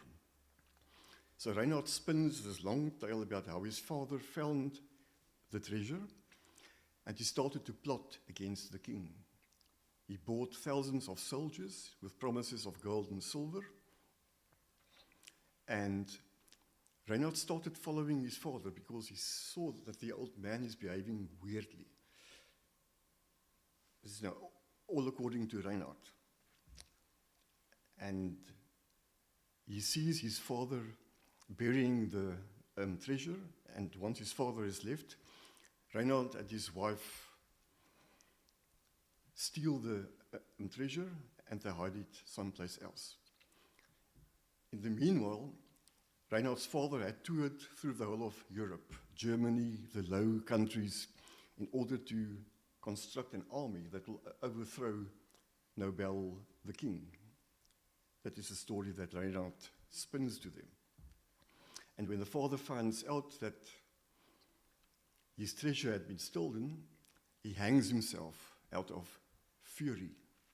And Reinhard says, so I thwarted the assassination plan against you, my king. The king is overjoyed. He pardons Reinhard. Reinhard says he's going to become a pilgrim. He's going to undertake a pilgrimage, first to Rome, to get absolution from the Pope, because according to Reinhard, he has been excommunicated from the church because of another sub-story. The king says that is fine, and he hands him a pilgrim's staff en 'n pelgrim's tas. But die tas word gemaak van bruin die beer se rugvel, 'n voet lank en 'n voet breed. En dan sê Reinhard, al wat ek nog kort is 2 pare skoene, want ek moet oor rye struikgewas en klippe gaan voordat ek by Rome kan uitkom. En dan sê die koningin baie hulpvaardig, die eystergrynse, meervoud, se skoene lyk vir my doenlik. Dan word eystergrynse voorpote se vel afgesny tot by die naels. Dit word Reinhard se skoene vir die voorpote. En die arme hersien se agterpote se vel word afgestroop. Dit word Reinhard se agterste skoene. The violence, and there's serious violence in this text, that is in accordance with 13th, 14th century practices, torture, executions, hangings, boilings, burnings. Those of you who know Itchy and Scratchy from The Simpsons, you will find that same type of humor, the extreme violence, but that is in concordance with medieval practices. So Reinhard escapes, goes back to his home, tells his wife and kids, it's time to flee. His wife is not very keen to leave her home, but Reinhard says, if the king finds us, we will all be hanged. So they escape. Then the king realizes that he's been fooled. He's furious once again. He sends the leopard, sirapil, or in some text, firapil, fine skin, to go and apologize to the poor bruin and eystergryns who are lying clapped in irons. He frees them. He promises them that the king will pardon them. In the meanwhile, Reinhard has led Belin the ram and Kuwart, from English coward, the hare, to his lair, and it even rhymes. And he and his family eat Kuwart, and he sends Belin back to the court with Kuwart's head in a bag, which he says, "This is my letter to the king." And Berlin, the stupid ram, comes galloping back to the court, and he says, "O king, Reinhard has promised that he will be back soon, but he has sent you this letter in the meantime." Botsart, which is most likely an ape or a monkey, he takes out the letter, which then proves to be the head of the poor Kuwart. Then the king knows he's been taken for an absolute fool. And he loses it yet once again. His roar is described as something that no human being has ever heard before from an animal. So the story ends. Reinhard and his family have escaped. The king pardons the wolf and the bear, and they make their peace with the king. I will just read one brief excerpt from the text, where Tibert is lured to the priest's home.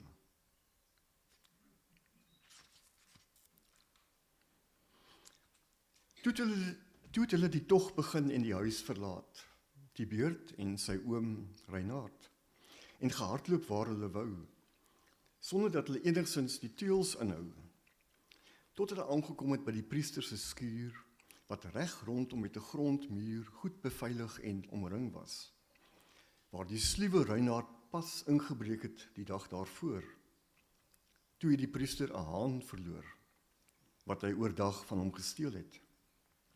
Die priester se seun, Martinet, en hy was nie veronderstel om 'n seun te hê nie, was uiters woedend oor hierdie smet, en hy het vir daardie gat 'n stryk geset om die vos mee te vang en te breek. So graag sou hy die haan wou wreek. Dit het Reinhard geweet, die boosaardige dier. En hy het gesê, neef Tibert, hier, kruip nou dadelik in hierdie gat. Moenie nou versuim nie, vat en gryp maar goed orals rond. Hoor hoe piep die muise rond en bont. Kom weer uit wanneer u sat is. Ek sal hier bly voor die gat en sal hier buite vir die wag. Ons moet by mekaar bly vannag. Môre sal ons na die hof toe gaan. Tibert, moenie sloer nie. Gaan eet en laat ons dan ordentlik weer na my woning terugmik. My vrou sal ons ontvang en gerieflik maak. Moet ek hierdie gat my ingang maak? Reinhard, sê u dit as feit? Die priesters ken elke listigheid. Ek wil hulle nie graag dwarsboom nie. O wee, Tibert, waarom die skroom? Van waar kom u hart se aarseling? Tibert het hom geskaam en tog gespring, maar groot was sy skrik. Want voor hy dit besef, was daar 'n stryk om sy nek, baie styf vas. So bedrieg Reinhard dan sy gas. En toe Tibert die stryk gewaar, raak hy erg geskok en vervaard, en met sy wegspring het die stryk net verder vasgetrek. Tibert moes toe skreeu op die plek en het homself verraai uit noodsaak.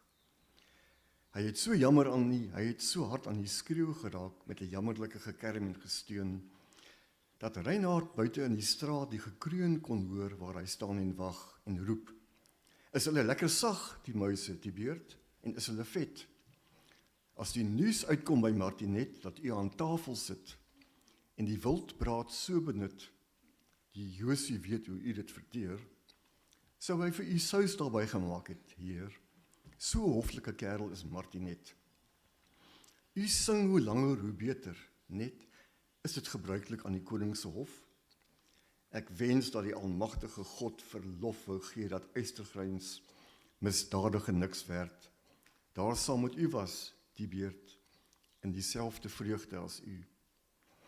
So het Reinhard veel cru plesier vanweë Tibert se smart. Maar Tibert staan en gil so hard, dat Martinet uit sy slaap ontwaak en uitroep, Goddank vir wraak. Op die regte oomblik was my stryk gestel, en die hoenderdief is vasgeknel. My stryk, lyk dit my, het nie geval nie. Nou soontoe, ons laat hom vir die haan betaal. Hiermee het hy na die vuur gehardloop, en vinnig 'n bossie strooi in die vlamme gedoop, en maak vader en moeder wakker, as ook al die kleine rakkers en skreeu, nou soontoe, hy is vas. Toe word almal wat in die huis was aangepoor om op te staan. Die priester self wou graag deelneem hieraan en het poedelnakend uit sy bed geduik. Toe Martie net die beurt bereik, het hy uitgeroep, hy is hier. Die priester spring tot by die vuur en gryp na sy vrou se spinstok. 'n Offerkers steek madame jou lok met groot haas aan die brand. Die priester bestorm die beurt van die ander kant en begin hom in die spinstok slaan. Toe moes die beurt maar bly staan en baie sla na mekaar verduur. En poedelkaal in hierdie uur het die priester die beurt hou op hou geslaan, tot die voor hom bly lê gedaan. Geen een van hulle het hom gespaar nie. Martinet het 'n klip gegryp daar en die beurt se een oog uitgegooi. Die priester het poedelnakend gestaan oor sy prooi en sy arm opgelig vir 'n kwaai hou. Toe die beurt sien dat hy nou in elk geval sou sterf, het hy kordaat en koen iets afskuweliks gedoen, wat vir die priester afgeloop het met skande. Beide met kloue en met tande het hy hom verwond, dit het deurgedring. Deur tussen die priester se bene op te spring, tot aan die beursie sonder naad, waarmee 'n mens die klokke slaat. Die ding het geval tot op die vloer. Die dame was hewig ontsteld en het stoer gesweer by haar vader se gees. Sy sou graag vrygewig wees en al die offergeld van 'n jaar wou aanbied, as hierdie ramp en skade nie geskied het nie, om die priester te beskaam. Sy het gesê, in die duiwel se naam moes hierdie stryk gestel gewees het. Kyk, liewe neef Martinet, dit was deel van u vader se gewande. Sien u my skade en my skande, wat vir altyd daar sal wees. Al sou hy van die wonde genees, sal hy onverskillig teenoor die soetspel bly. Reinhard het nog gestaan waar hy hierdie woorde kon hoor voor die gat se deur, en so gelag dat hy sy poepel skeur en 'n harde wind laat kraak. Toe sê hy tot sy eie vermaak, liewe madame, jou lok, bly maar stil, en laat hierdie verdriet verstil, en maak 'n einde aan die woede. Al het u heer een klepel van sy roede verloor, wat maak ons nou daarvan? So sal hy hom nou tog veel minder hoef in te span. Laat die klagtes nou agterweë. As die priester herstel, sal dit geen skande wees nie, dat hy voortaan lui met net een klok. So het Reinhard madame jou lok getroos wat baie erg geweeklag het. Die priester moes toe vinnig onderskraag word. Hy het neergeslaan in onmag. Toe het sy hom opgelig met al haar krag en hom reguit bed toe gedra.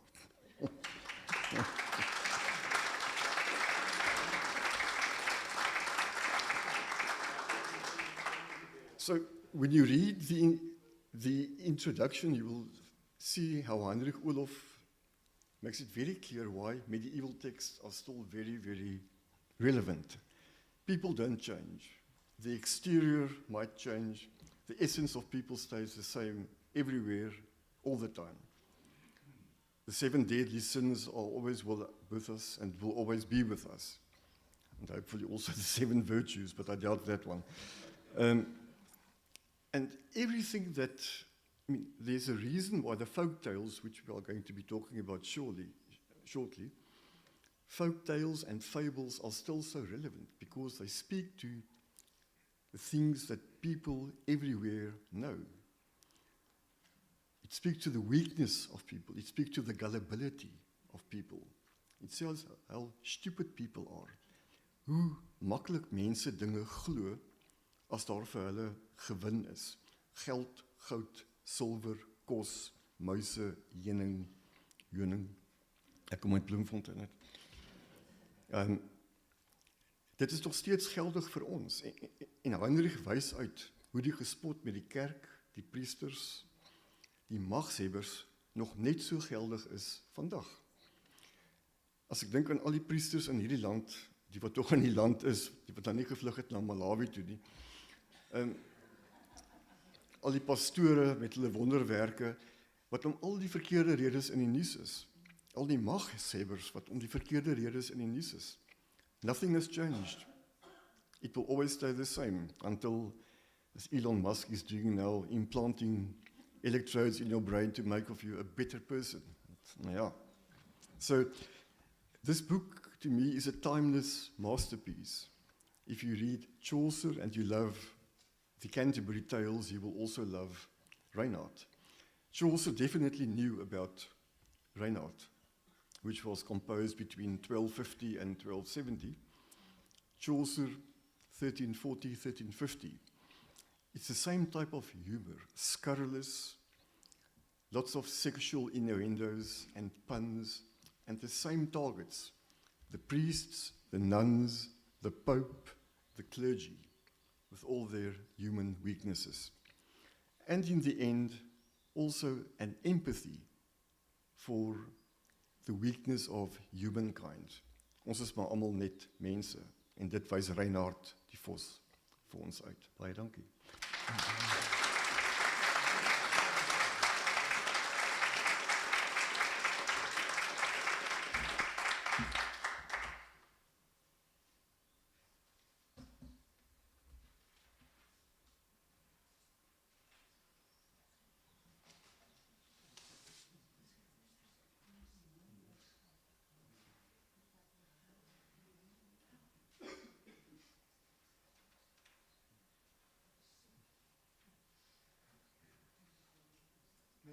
May I invite our musical intermezzo now to lead us into the panel discussion in a couple of minutes.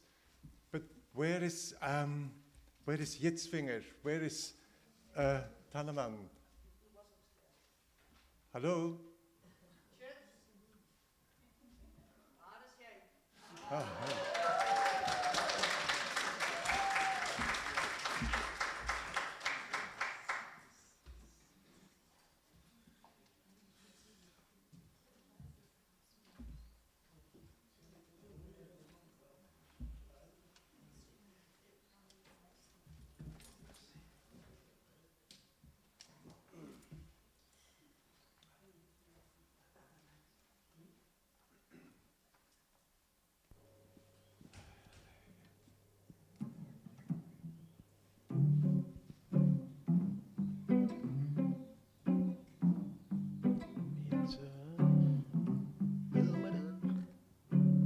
Magona staan, die bloemetjes wit, soos 'n lappies kombersbond uitgespreid. So wys die streek sy nuwe tapijt, dis hoe die valklipkoppies in die lente lyk. Sperskos en wagtlemoen konfet, op die Weskus loop die krewe uit en hom jakkals by. Vasgevang in sy skelm giet jong. Mense, goeie dinge word uitgekyk. Vir sy man gooi sy lyne wyd, al hulle daar tussen love en hate. Ons sal het proe met die eerste byt. En dan Magona staan, die blommetjes wyd, op sy lappies kombersbond uitgespreid. So wys streek sy nuwe tapijt, dis hoe die valklipkoppies in die lente lyk. Sperskos en wagtem konfet, Weskus loop die krewe uit, man die snoep die byt en hom jakkals baai. Vasgevang in sy skelm giet, ja nee, kykie, goeie dinge. Dit is so. Vandag sit ons ook so 'n stukkie by, want elke generasie sit ons ook nou sy lentetjie by die ou storie van oom Jakkals.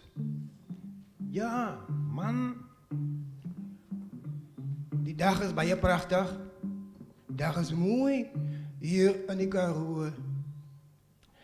Oom Jakkals sniffel, en hy grauw hier, en hy pol hier aan 'n ou dingetjie, en hy krap, en hy loer so oor die rand.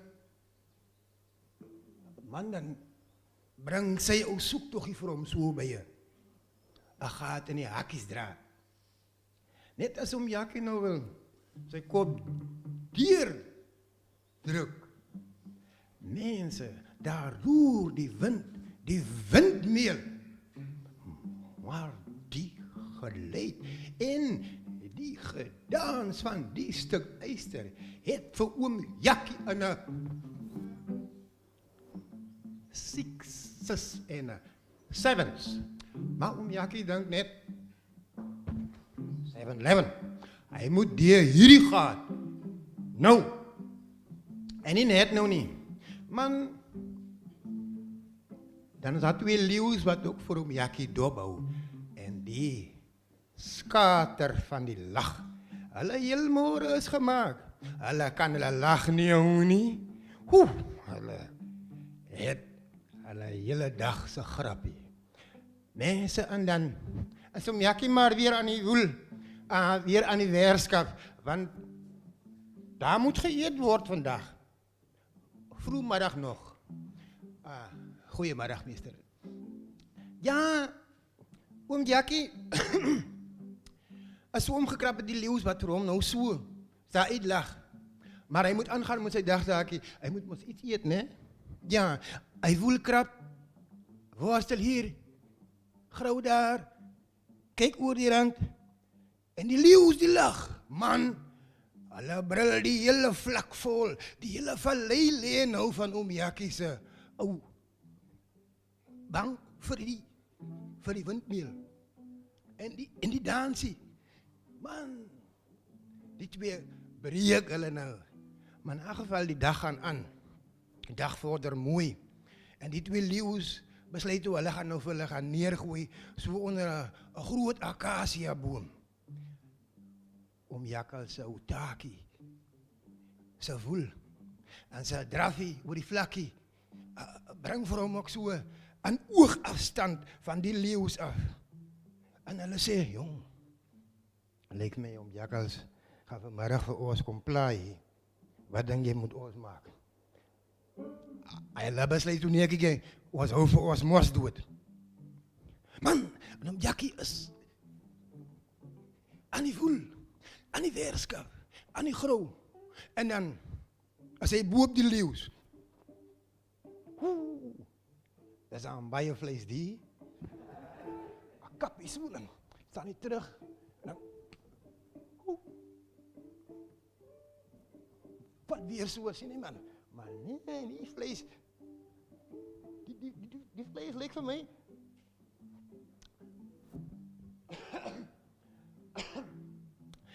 hy is so excited soos ek nou, hy het asem, want hy kan nie glo, hy het nou so 2 groot, hoë heep leeu's, vir middagete nie, dis 'n geweldige klomp vleis. Hy staan rondom sy stukkie vleis, vat weer so aan die leeu se kop, skud dit weer so, dan sien hy nee maar, die ding is dood. Ek goed het my asem kry. Uit asem man. Kyk, die dag het nou al gevorder al. En maar so klomp vleis. En dan as hulle, maar kan ook nie. Dan vat hy so sy middelvinger of sy wysvinger en dan kyk hy nou so hier by die een leeu se rioolpyp in en dan knyp hy. Hierdie vleis is mos nog sommer lewendig dood. Ek moet nou die ander ene kyk. Dan is hy weer met sy wysvinger hier op die rioolpyp van die ander leeu in. En hy knyp hom. Maar hierdie vleis is mos nog sommer vars wat hier lê. Nou is dit 'n storie vir ou leeu, want vir ou Jakkie, want hierdie 2 leeu's kan nou enige oomblik opspring en hom net so skud. Wat maak 'n mens nou? Nee, 'n mens soek houtjies vandag. En 'n leeu soek 'n paar houtjies. En soos hy die houtjies soek, as hy al verder weg van hierdie leeu's af, want hulle kan enige oomblik nou hier vir hom bevlieg. Mense, en toe hy nou so 'n veilige afstandjie af is, kap hulle aan. Hallo julle 2, hoogmoedige, hoë heep leeu's. Luister, ek sal nou vir die mense loop sê, ek het in die lapinabord potjies gekrap. En oom Jakkie is daar weg, en hy stryd na oom Leeu se huis toe. Goeiemorgen, juffrouw Louw.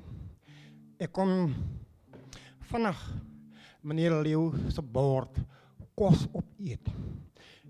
Ik heb hem oor die knik gekregen. Hij zei, jij kan maar gauw zijn kost voor mij opscheppen. Die vrouw wil nog die kant toe en die kant toe. Maar oom Jakkels,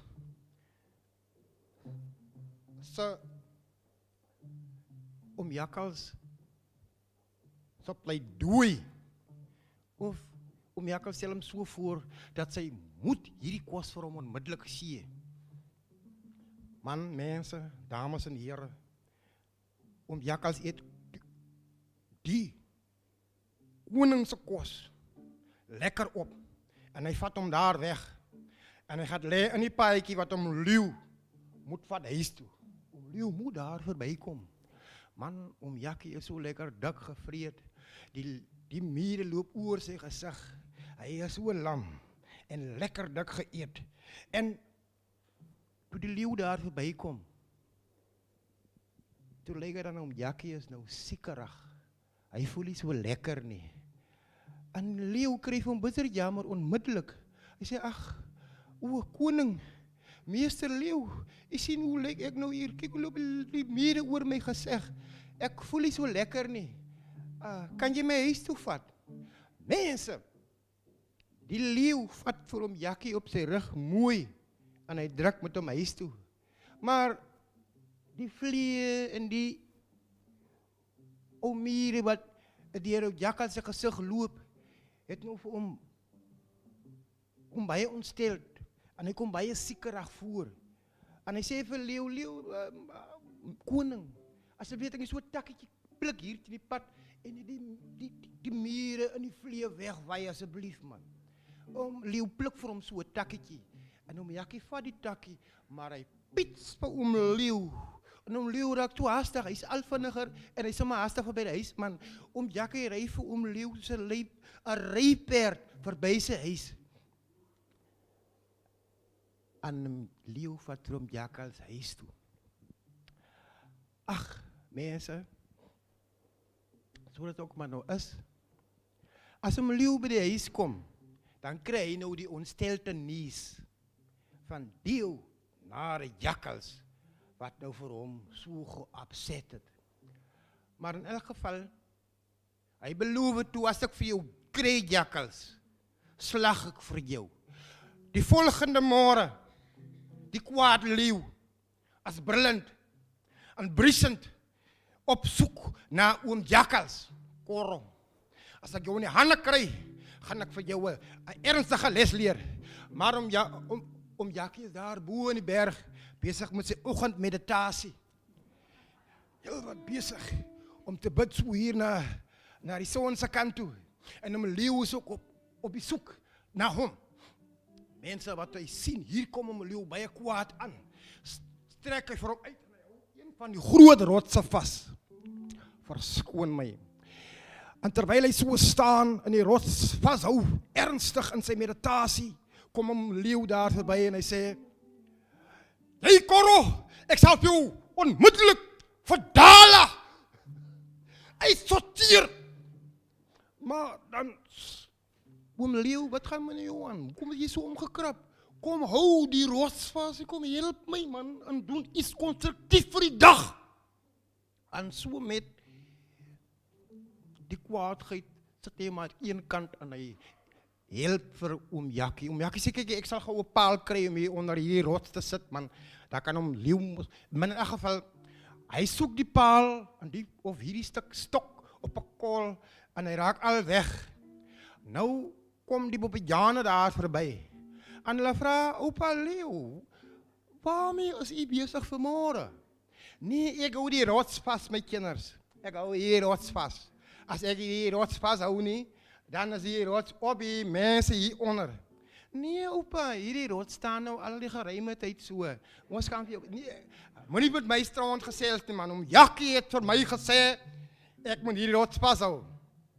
In elk geval, en kom ons wys tog vir oom Louw, dat dit nie so is nie. En die Mbenyane hou die rots vas saam met oom Louw. Maar in elk geval, toe hulle nou hulle hande opsteek om die rots vast te hou, hoe sal ek het nou stel?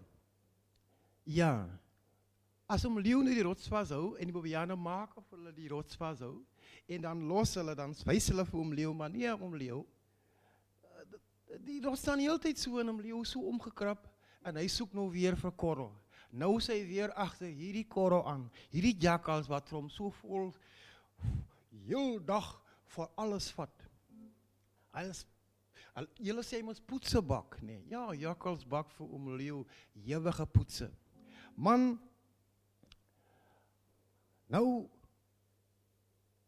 as die leeu ernstig kwaad, maar Jakkie is so kwaad, omdat hierdie Mbenyane het nou vir hom, verder in die moeilijkheid gebring, by Louw. Maar in elk geval die dag gaan aan, as so skemer, en soos Jakkie loop, hoor hy, lieflik, is kerktyd. Is een baie mooi gesang, wat hier gesing word. En Jakkie stap nader, en hy sê, die Mbenyane hou eintlik kerk.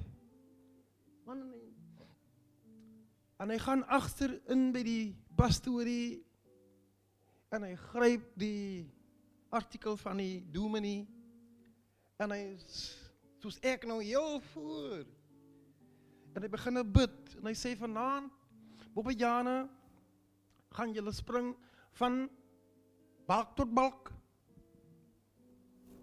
dak tot dak, of plaat tot plaat, want die vuur gaat vanaand die val, nee, is dit so nie, is dit so nie, die Pinkstervuur gaan vanaand die val, is dit so nie, dat lyk nie vir my so nie, dat lyk nie vir my so nie, vanaand gaan die vuur hier val, en die Mbenyane sê, is waar wat Jakkie sê, is waar wat Jakkie sê, is waar, vanaand, dames en here, gaan die vuur hier val, ek beloof julle, man, en die Mbenyane sê, is waar wat Jakkie sê, is waar, man, die gees val, is waar wat Jakkie waar, die een Mbenyane sê, is waar wat Jakkie sê, die ander een sê ook, kyk, hulle sê so, dis waar wat Jakkie sê, is waar dat hulle mekaar kan hoor, en soos hulle nou aan mekaar praat, en die gees laat val, as Jakkie daar uit, want hulle oë spot toe, en hy steek die plek aan die brand.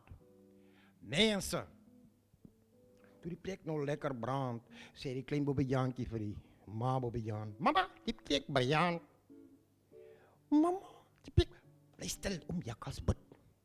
As waar wat Jakkie sê is waar, mama, die plek brand. As waar wat Jakkie sê is waar, hou toe bek Jakkals bid. Mama, die plek brand. As waar wat Jakkie sê is waar. Maar in elk geval, sy skrik toe eers wakker, toe die warme koel hier na nek afgaan. Maar dit is waar wat Jakkie sê is waar, is dit nie? Is waar. Is waar wat Jakkie sê?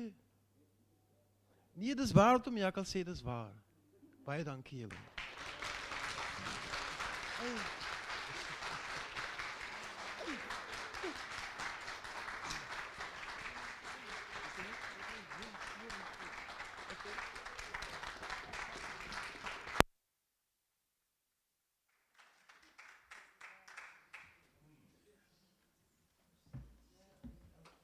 Baie dankie.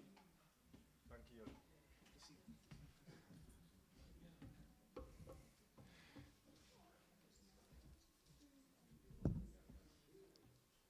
Well, also, thank you very much to Professor Pieterse for that wonderful presentation of Reinhard. So we really got a much better insight in how the story developed and all the problems he encountered in a berijmde translation te maken van die epos. So thank you very much, Professor Pieterse. We're going to have, with Professor Pieterse, we're going to have a panel discussion right now, and I will invite the members of the panel to come forward. But just before we come there, I just would like shortly, from a Flemish point of view, to make to make two remarks about Reinhard. And I'm a bit embarrassed to do this in front of a doctor in history here, Geraldine Rijmland, sitting in front of me. But I think before we go into this panel discussion of fables and stories, I think we must really understand that this is an epic work. There's an epos. There's a masterpiece in world literature, and it was only two points there to make. In my opinion, it was only possible to do this, or it was possible to write that masterpiece, because at the time when most of Europe was in a very agrarian survival state of kind of economic development, there were two regions that stood out for economic growth and economic hubs at that time in Europe. It was the Flemish region of the Western East Flanders, and it was the North Italian cities. Two areas in Europe that had a different way of economic development. It was in Flanders, it was around international trade. Bruges was Brugge was the probably in those days the largest port city of Northern Europe, connected to most cities by road up into Germany, France, and so on. So it was a major port city, and there was a major economic development around weaving, and most of the English wool was imported from England. They didn't do the weaving at the time. It was in the Flemish, the mills in Flanders did all the weaving. So you had an exceptionally rich economic environment in which the Reinhard was written. And as we all know, an economic environment, a rich one, certainly with a lot of perspective for the future, is an environment that creates a certain receptive middle class to have this. So what we did see in Flanders was where there were villages all over Europe, but Flanders was an area of cities. It was the cities of Ghent, it was a city of Bruges, and all the other ones. Ghent was, after Paris, the biggest city of Northern Europe in those days. So you had city building, you had organizational structures of all these traders and these weavers, and all in guilds. And it was actually the beginning of trade unions. It was the beginning of a capitalist system. The foundations were led. And it was also a population that was very politically active and politically aware what was going on. So it was in such an environment that Reinhard could be written with all the political and social references in there, the nepotism, corruption, all the problems in the church. So this was because you had a population that was politically and socially ready to receive such a masterpiece, and they were called indeed to listen to it, and so that I think was the environment where it all. And don't forget that just a couple of years after Reinhard, all this middle class in Flanders was able to be mobilized into an army that defeated the French king in 1302, and it is still the national day of Flanders, as Geraldine knows very well. Secondly, a short point, and Reinhard lived on. He had problems with the Spanish Inquisition, of course. He was put on the blacklist of the church for a while during centuries. But then all of a sudden, when Flanders reawoke politically in the 19th century, there Reinhard came up with them again. And ever since then, he has somehow become a part of Flemish identity. And the fact that he was the one that could accuse the authorities, that he was the one that was raising political problems and so on, he became part of Flemish identity. And just to finish off now, in my immediate circle of friends in Leuven, our drama group, the theater group in Leuven, was the Reinhardtgesellen, they were called. My mother was singing in a choir, it was Kantekleer, was the choir, and there were several houses of my parents' friends were called Malpertuis. So there we Reinhard lived on, and we sometimes forget what you call in Afrikaans the stoutigheid, and you think more of the fact that he was a politically active animal. So I invite the panel to come forward, and then we can go into a discussion. May I ask, please, Dr. Sindiwi Magona to come forward? Please, Doctor. Dr. Xolisa Guzula, please.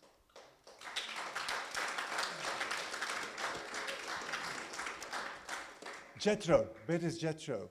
He's also part. There he is. Miss Mbenyane, thanks. And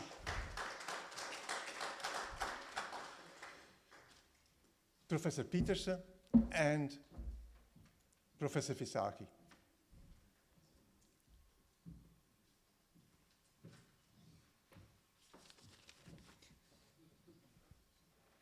I leave it to the panel. Dr.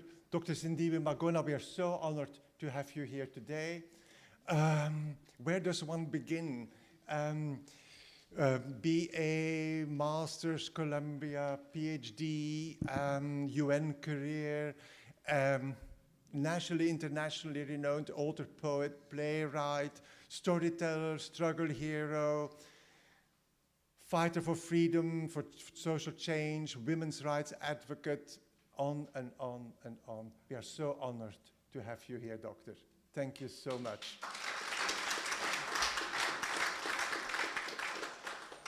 Dr. Xolisa Guzula, thank you very much for being here.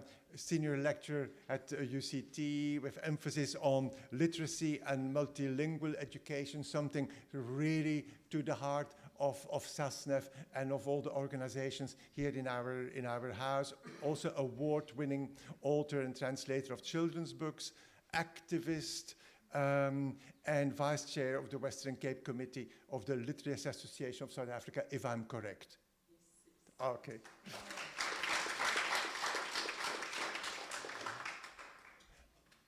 Ik denk niet dat Jethro nog een introduction nodig heeft. Ons het rarig, ons het jou zo geniet, jouw performance. So thank you, baie dankie. Ons het baie geniet en baie waardeer. Then we welcome Ms. Mbenyane, she from BiblioNev. She will lead us into the conversation. She's project manager at BiblioNev, specialist in early childhood development, and focused on bringing the joy of reading into children's lives, giving them access to material, supplying schools. I mean, everything that is also to the heart of SASNEV and most people here in this assembly. And then the two professors. Pieterse, you have your book, and dankie, Professor Visagie, for leading us into the conversation. Afrikaans, Nederlands at Stellenbosch, and with special interest in animals in literature. So thank you very much for leading us into the conversation, both leaders, the author, and all our famous panel members. Shall I give you the two mics? Or you have? Okay.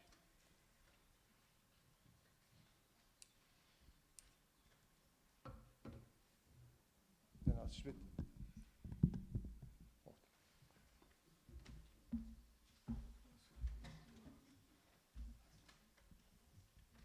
Okay.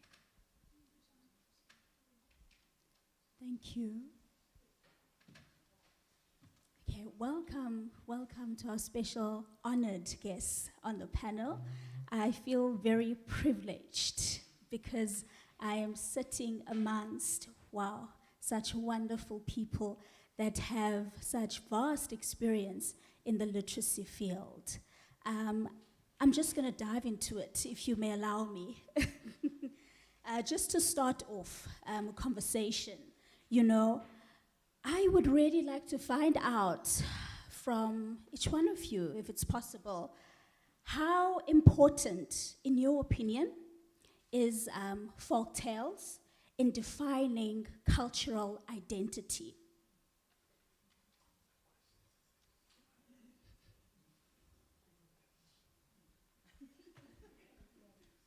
Oh, well, I think I'm going to start. I think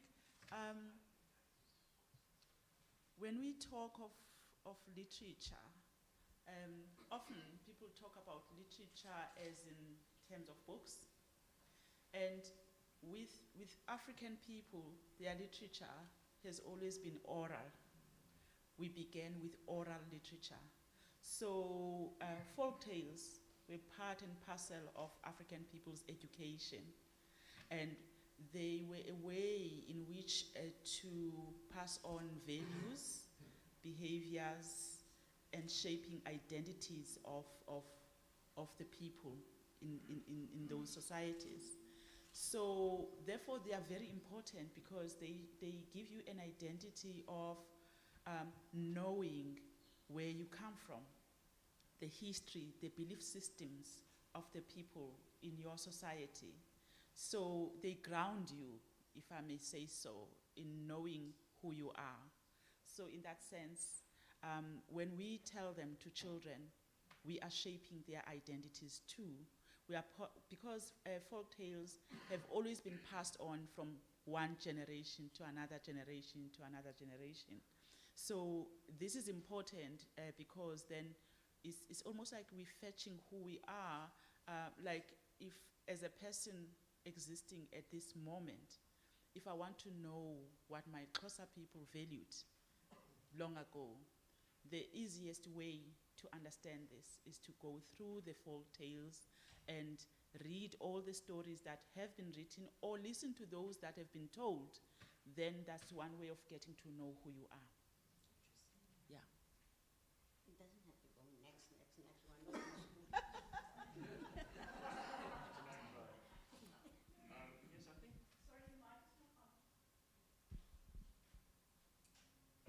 Yes, I think folk tales are very foundational, and it offers answers to many of the big issues in life.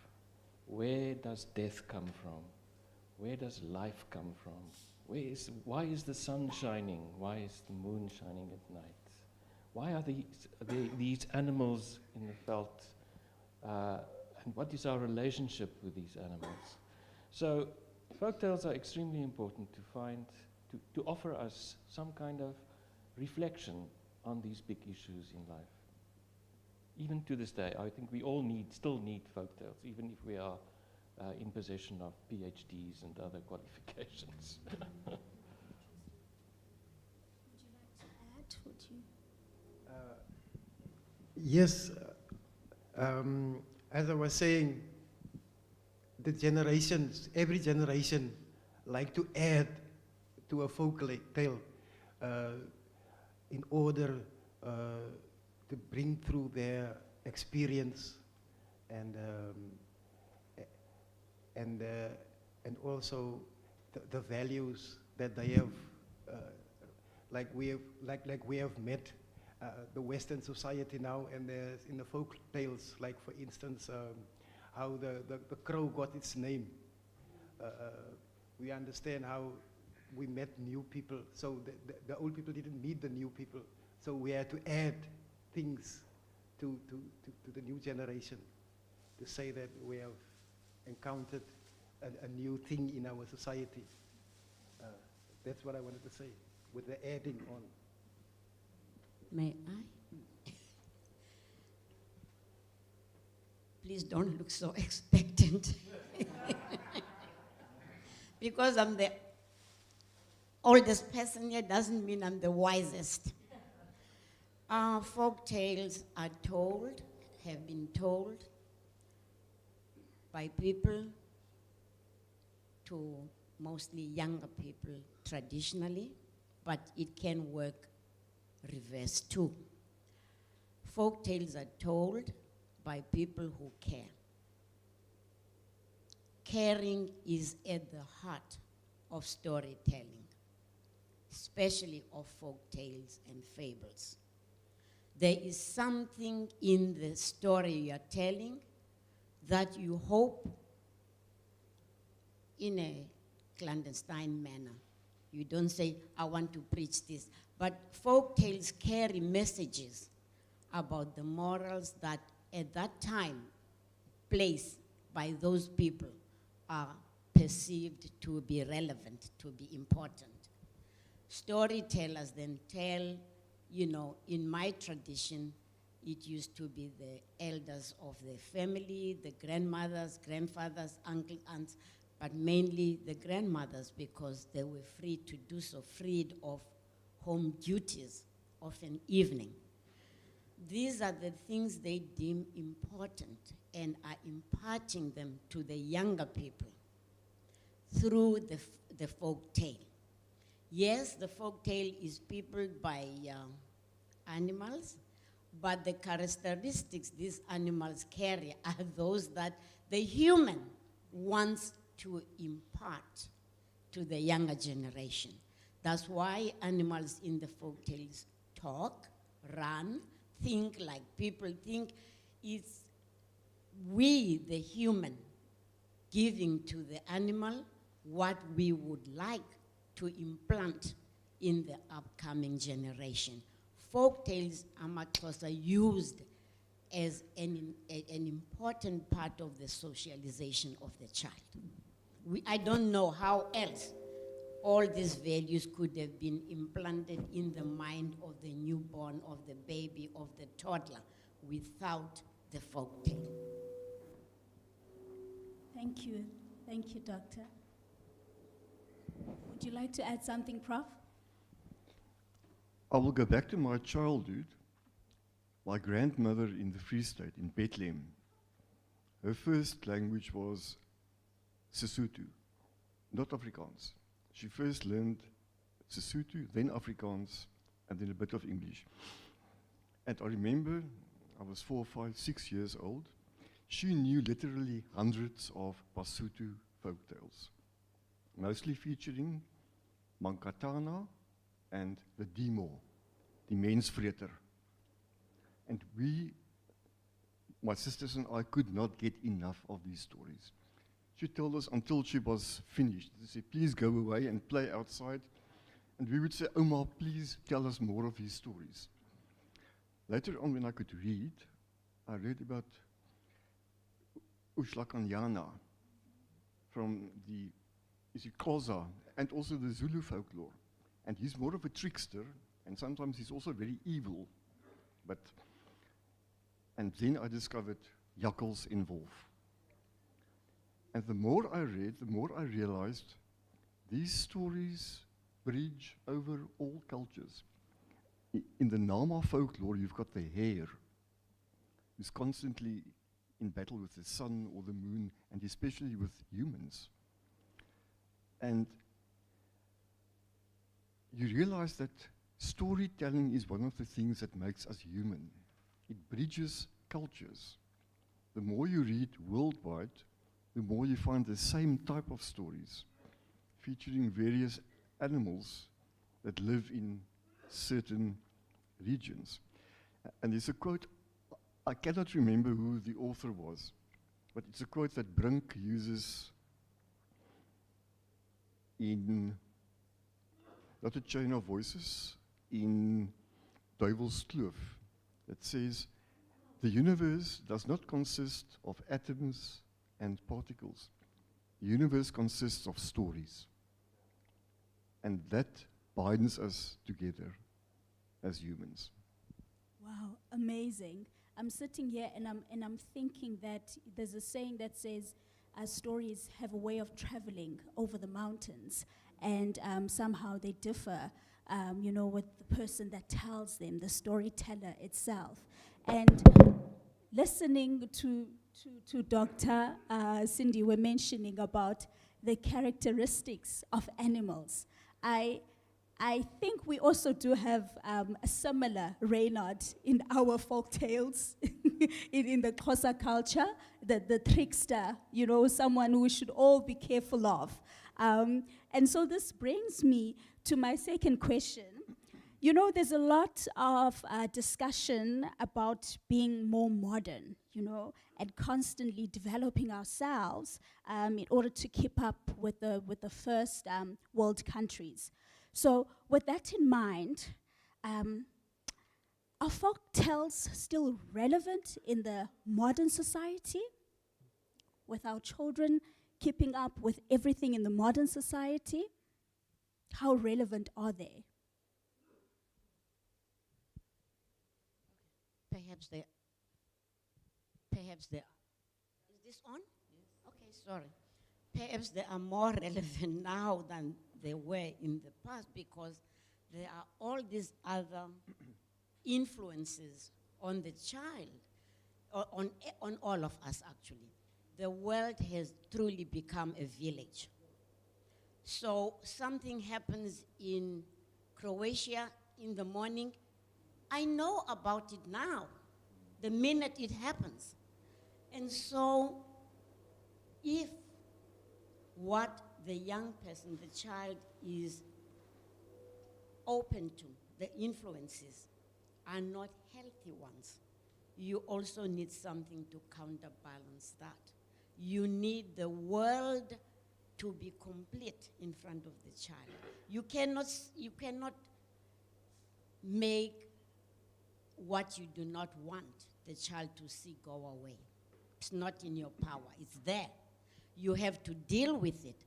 If we could find a way as storytellers and writers of capturing what you were talking about earlier, that magical, you know, energy of storytelling that the child doesn't want you to stop.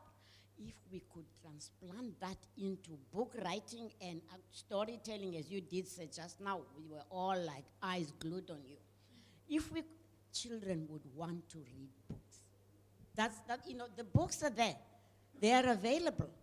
And they can be made available where the resources are not there.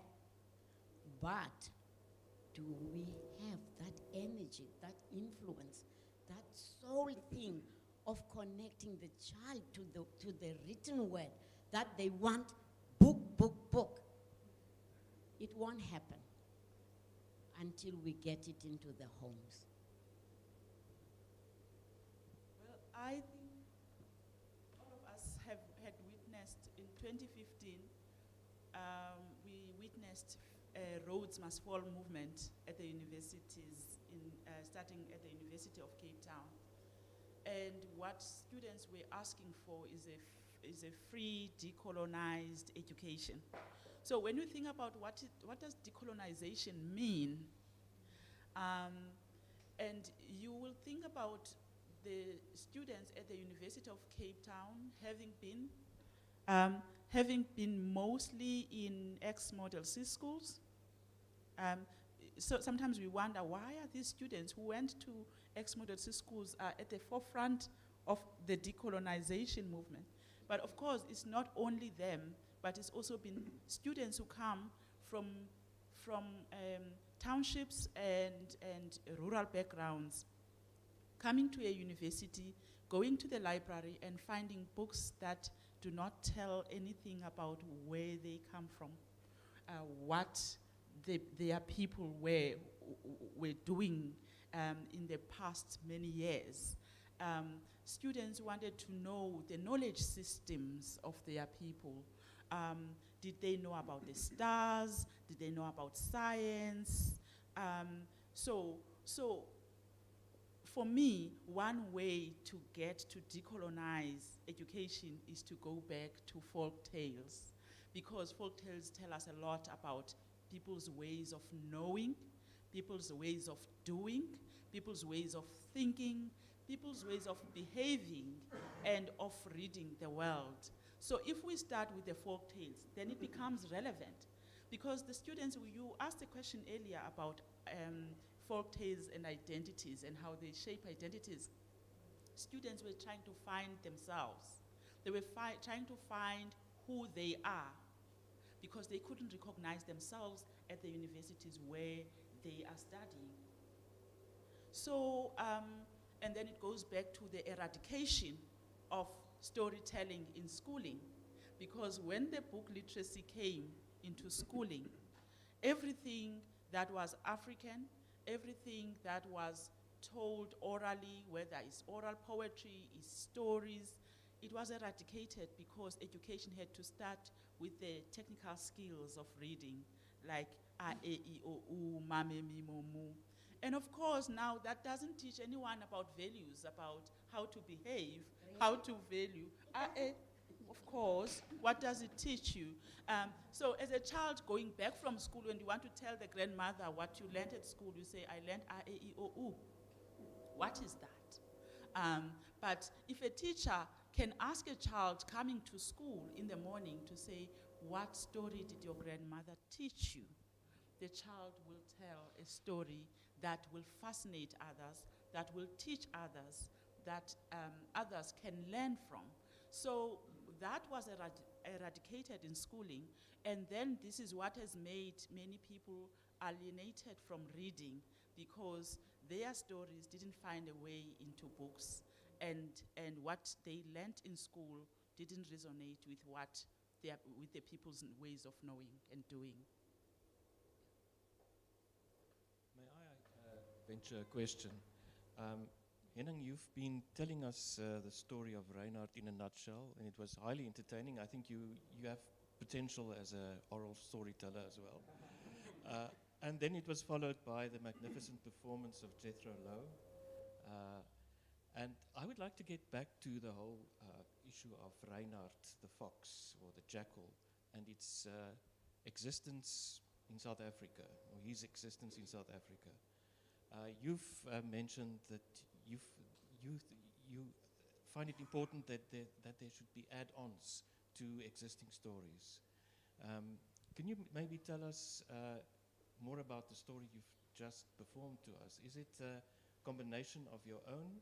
I don't think lions were meditating in the mornings in the past, so I imagine that is an add-on, but there's more to it, I think.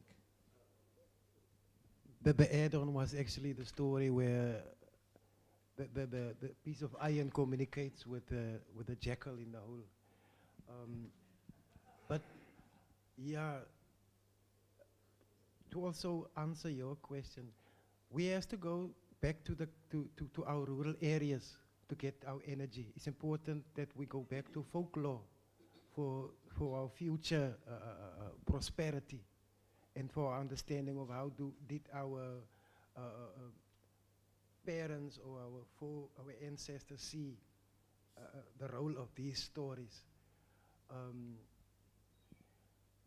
Can you see, what did you want me to answer you again? Yes, I want to go back to the story you performed. How much of it goes back to traditional folktales? Yeah, the two poems about Namaqualand is actually our own poems, but the story about holding the rock, keeping the rock, and the church, the baboon church, that is part of the jackal. How can I say? It is we have a. Ik moet zeker Afrikaans praten, meester man. Ja, ik was eindelijk, ik praat niet zo valvelig.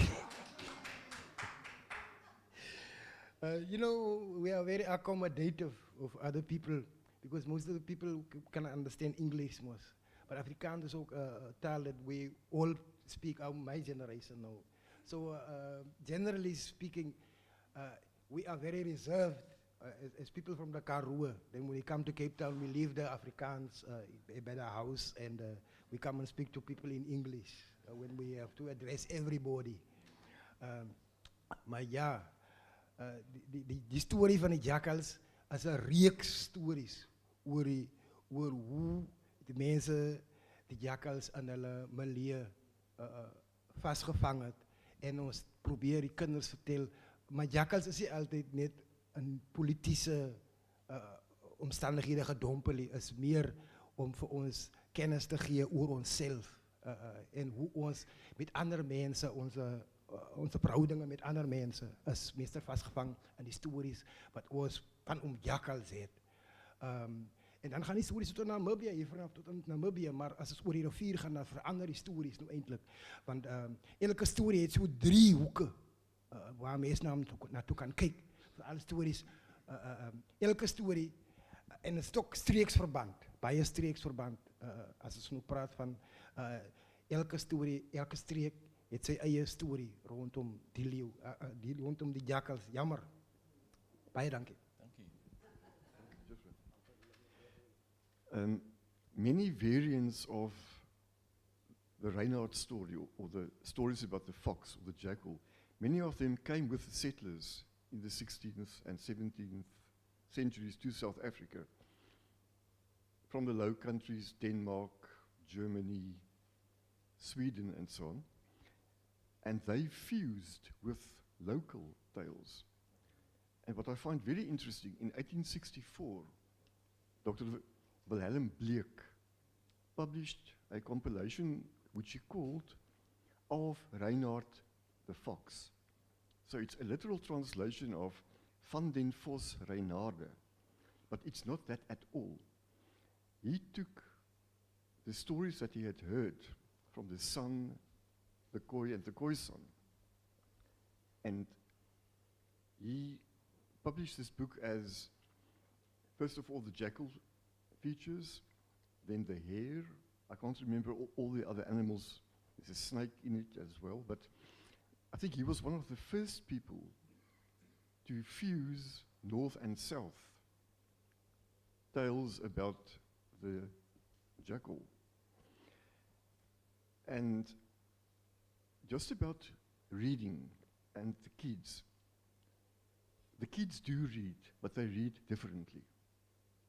They've all got their gadgets. I mean, you will all know. They are glued to their phones. But it's a form of reading, and the growth in the graphic novel and cartoons, in which you find back lots of the old folk tales.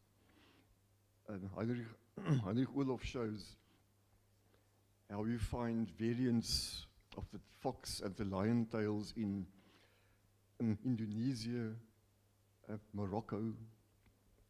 There's a girl called Rashida Lambarat, and she told the stories that her grandmother had told her about the exploits of the fox in the desert.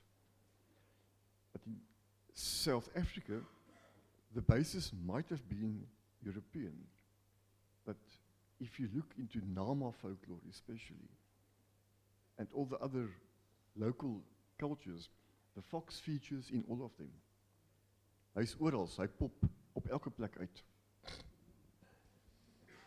I would like to add to what you just said about the fact that there might have been traveling of stories from place to place, because there are similarities between the stories of the jackals that we see. I think I heard earlier the mention of a story of the jackal and the cock, and we do have it in isiXhosa, the story of the jackal and the cock. The cock had a flock of sheep which he kept in 2 different sheepfolds. It became apparent that some sheep were going missing continuously. One day the cock kept watch in one of the households. The jackal who was stealing the sheep came and found the cock there.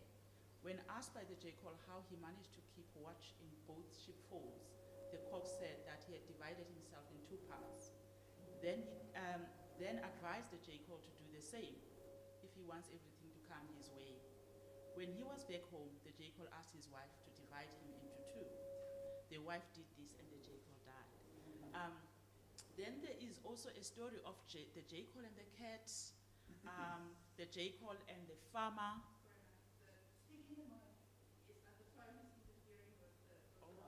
Because I had my notes on the phone.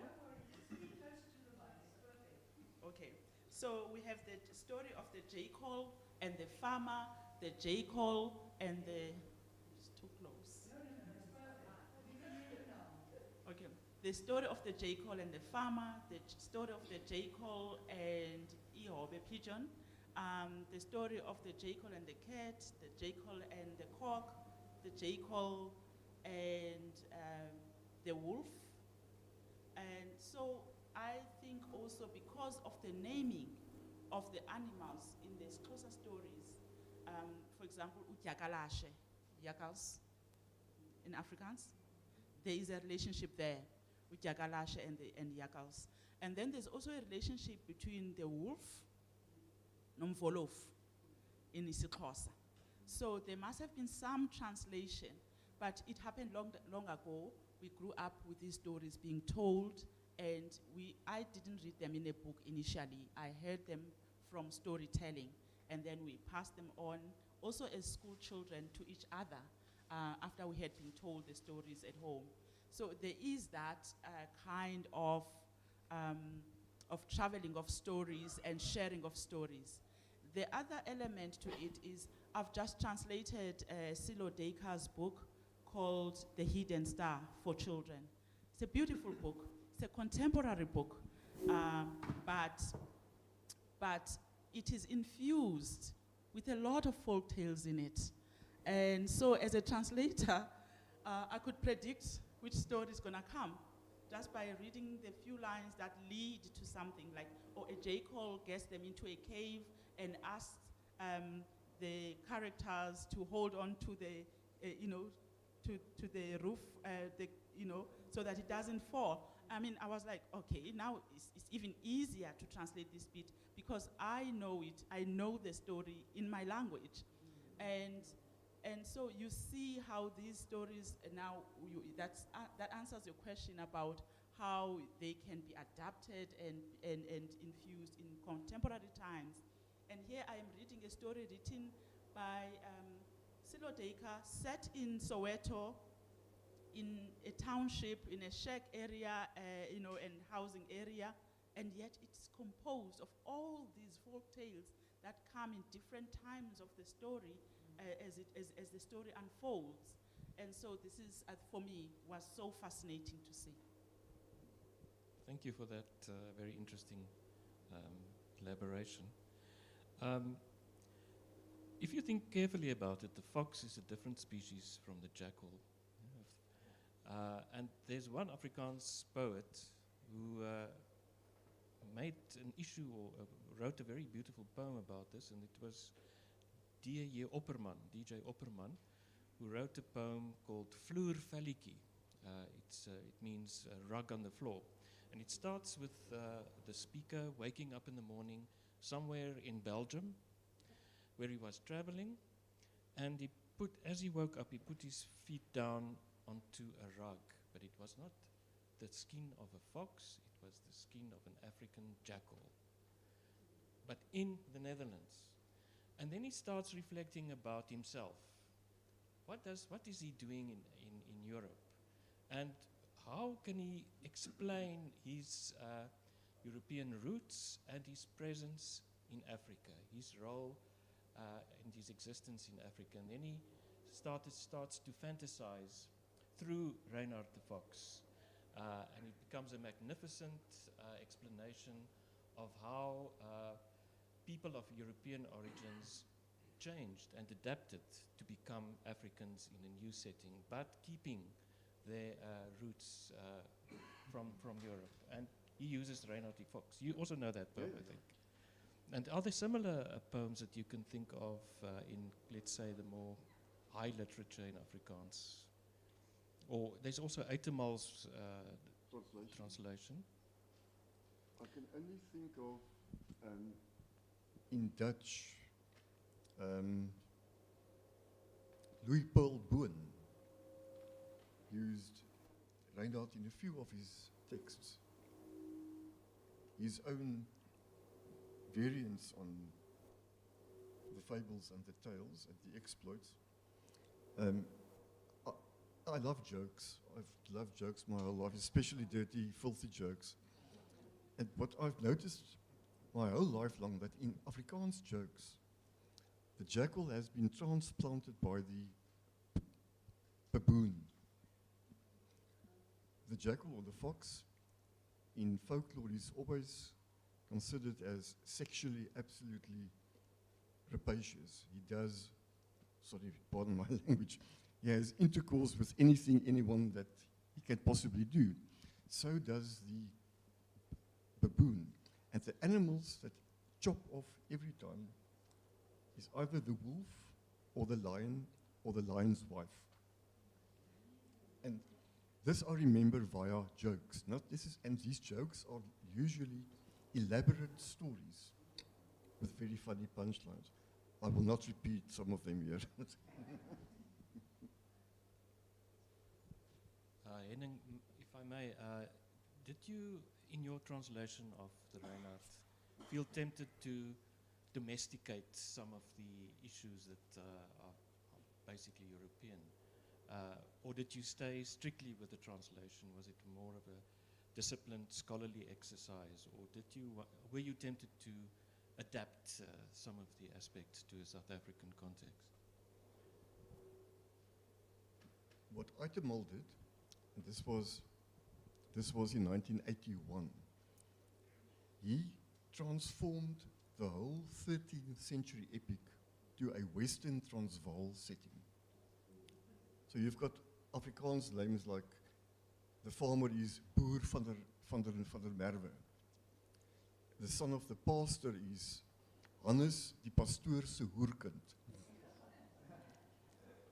Reinhardt's castle becomes Reinhardtsburg. So he domesticated the whole epic, and he did it very, very well. As a translator, you will all know, you are working on a scale, and there's no right or wrong. You can decide, do you want to stick to the original context and culture and milieu, or do you want to transpose it into a local context? I decided to foreignize the text. In other words, to stay as close as possible to the original, because to my mind it becomes even more funny when you read about a 13th century animal cursing a priest, swearing at the Pope. And I thought Ikhwezi had already done the mysticization. I don't want to do that again. So I would rather stick. And the 13th century context of Reinhardt is what they call in Afrikaans hoofs. It plays out in a courtly milieu. So everybody is madam and sir. That is why I stuck with u, not jy. And the forms of address are constantly heer, sir, and madame, madam. And that makes it even more funny because these animals think they are courtly persons. They are of royal blood. Meanwhile,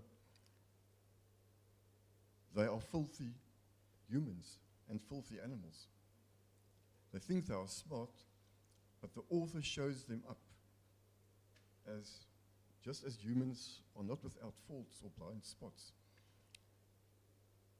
For example, there's one passage where all the men of a town or a village are named, and it's a parody of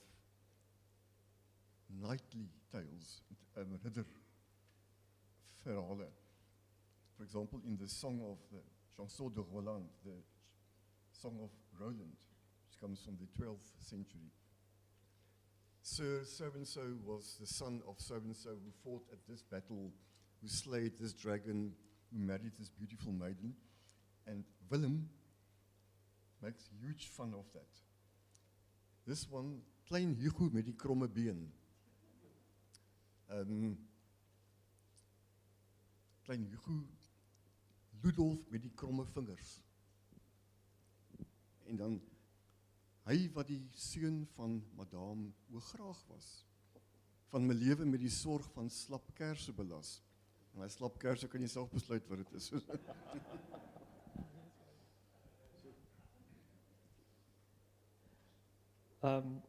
Dr. Magona, you've written more than 120 children's books. Is that true? I read that somewhere. It's a magnificent achievement. Did you somewhere also, yes. In addition to novels for adults and many translations, it's really an honor to have you here on our panel today. Now, I have a question for you. Have you written about jackals? And what are your favorite animals when you write? What are my favorite animals, God? I haven't written, I have. I was just about to say I haven't written an original folk tale. I have, but they tend to be more contemporary. Sitting here listening to all this, I'm thinking to myself, we need to go back to that, because stories are about the life we live. Yes, they can be placed, far away, but they can also be placed here. And they guide. We need guidance. And as a country, we need, in the stories, we can have a commonality, which is sadly lacking. We can have a story that happens and is important to everybody in the country. It doesn't specify, not that is bad too. We are multicultural, multilingual, multicolored, but we are South Africans, and we need stories that perhaps we can get somebody important to ensure that every child grows up in this country loving that story. We do need to have something that when people get to be 16 and 18 and meet, they have something they can talk about that was the same. We need to plant stories of same. Yes, you may grow up in Natal or in Ekapa or wherever, but we need to find something that binds us. We have to look at that in our stories. This is the now jackal. We must find a jackal that kind of binds us. We must find that cunning, because the clever hasn't done it. We must find the cunning that makes us realize that despite anything and everything we see as difference, difference is not what we are about. Sameness, oneness, unity, love. You have to love self first, of course, so you can be able to love another. Ubuntu is based on that. If you don't see me in you, there's no way you can respect me. There's no way you can embrace me. There's no way you can protect me. And that's what we must teach. Children must learn to accept themselves and love themselves and know they are fine as they are. If I know I'm fine, I can know you're fine. That's the jackal we need. Can you birth that jackal?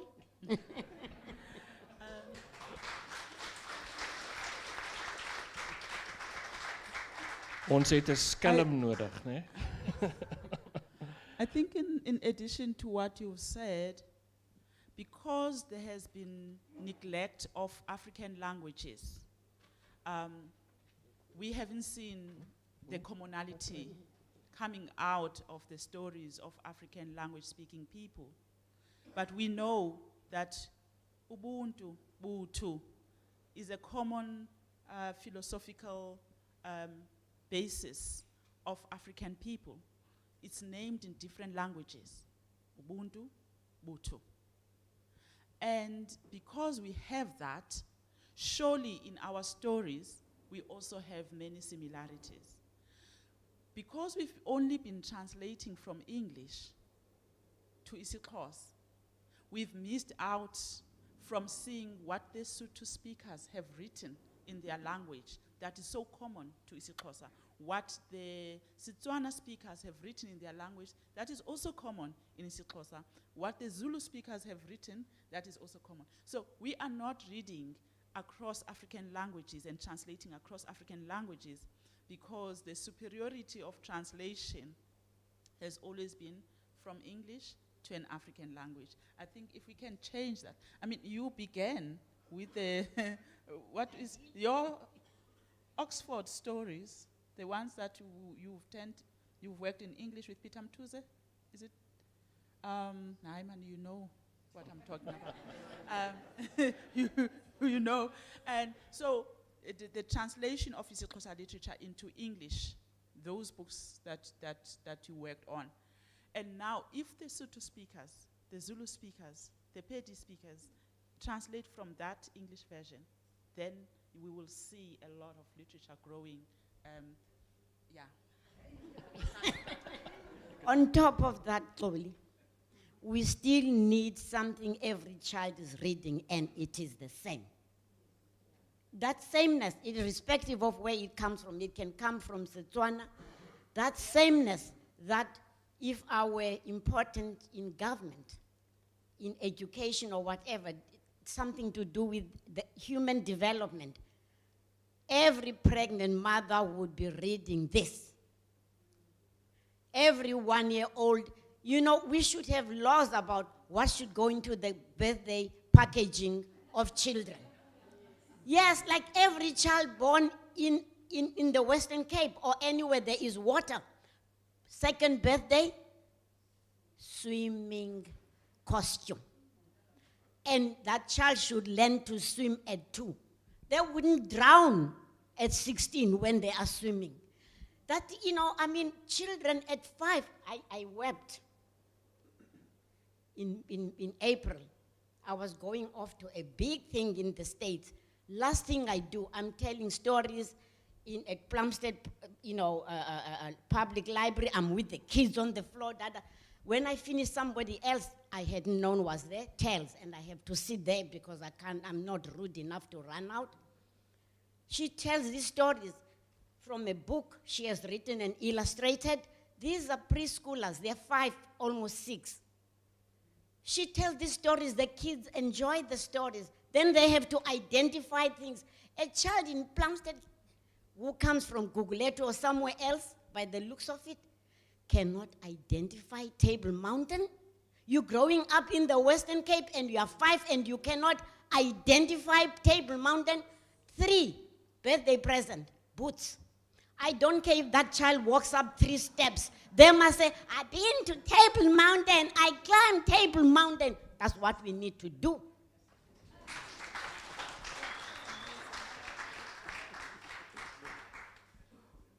I would like to add on to what Dr. Magona has said in terms of stories in schools. If there's one thing that I agree with the EFF totally, is that you should have history as a subject from grade 1 to grade 12 as a compulsory subject. What is history? It's a bundle of stories. It's a bundle of narratives. It's not one history or one story. The question is, whose history are you going to? A common history of South Africa, not the history that I grew up with or that my children are growing up with now, because it's 2 different poles. A common history consisting of stories. That will do much more good than a divisive. And the sad thing is that history as a subject is dying at school. It's dying at universities in South Africa. It was my favorite subject at school because I love stories. I couldn't get enough. Mine too. Yeah.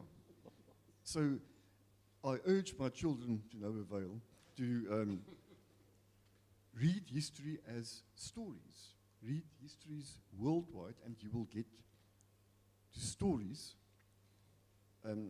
Anthony Beaver, who wrote a history of the Second World War, when he was asked, this guy was like a Oxford Don of history, And he was asked, what is your take on history? And he laughed and he said, it's a sub-part of literature.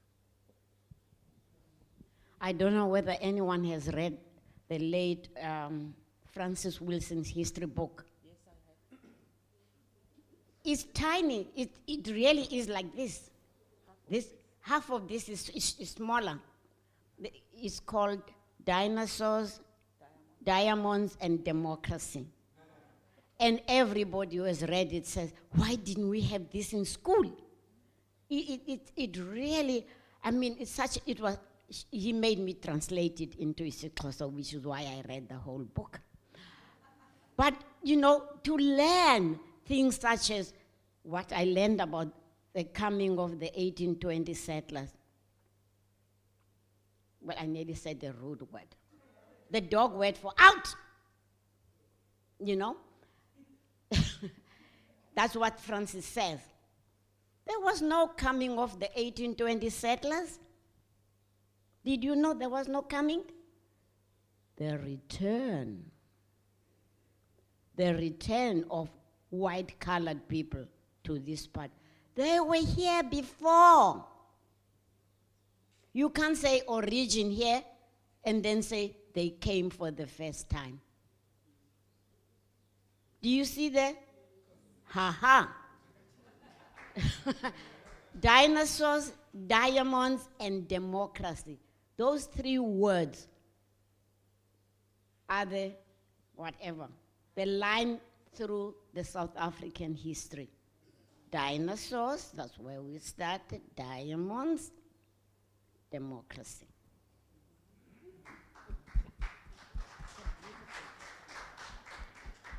How are we doing with time, Erika?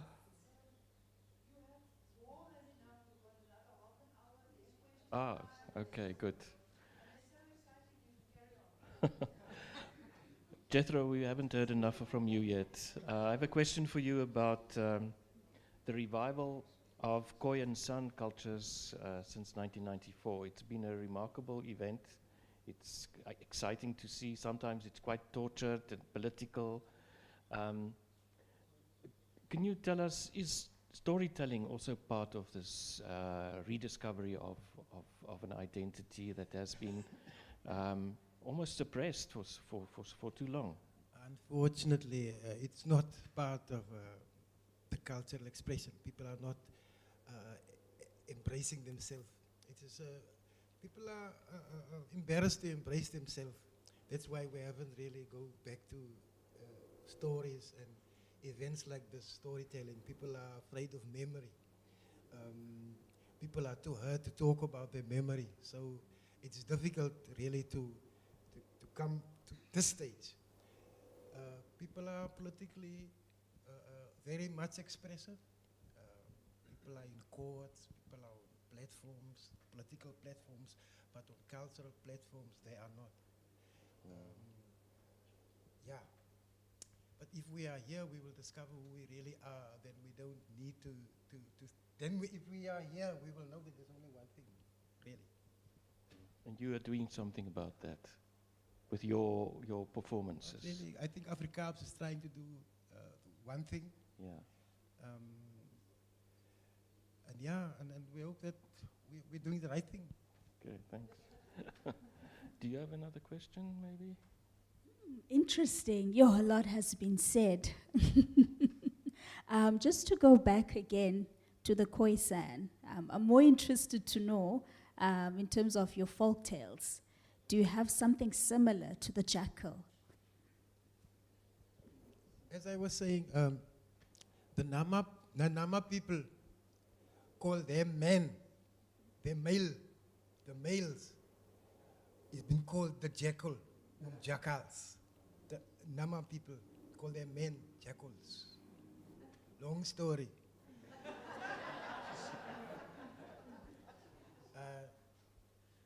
Jackal is part and parcel of the confrontation of the local Karoo man with the farmer. They are in that constant play-off. Adentas, Kwesas, and those people, they would fit that kind of the characteristics, and Jan Tobias. They were the people who go into on the farm of the boer. They like mutton.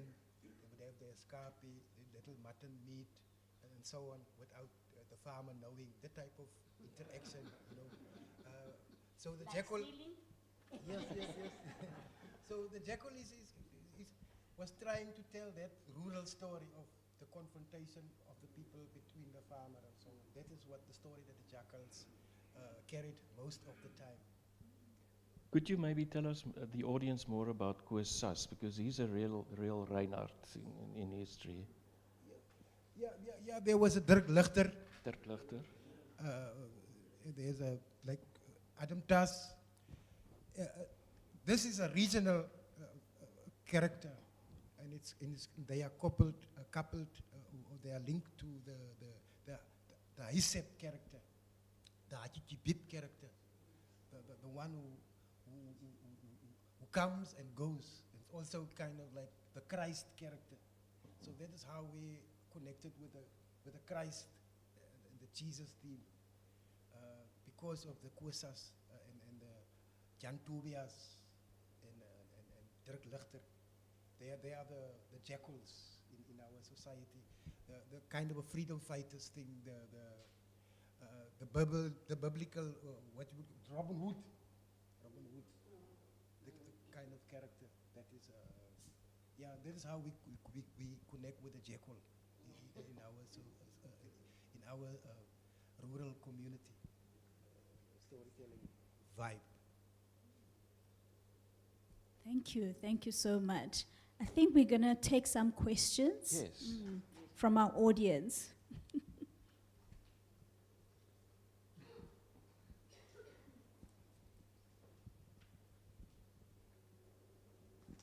Thank you. I would just like to add what most of the people said there. Before we were separated in the 60s, I grew up with Masilo and Masilo Nyani and Ibonkui. And I grew up with the Tokoloshi stories in the Tswana communities. I grew up with Jackals and Wolf in our region in the Northern Cape, and I grew up with all those guys who stole sheep.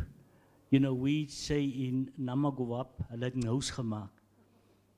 You see, and they were very clever. And you would see that all the stories were also focused on sort of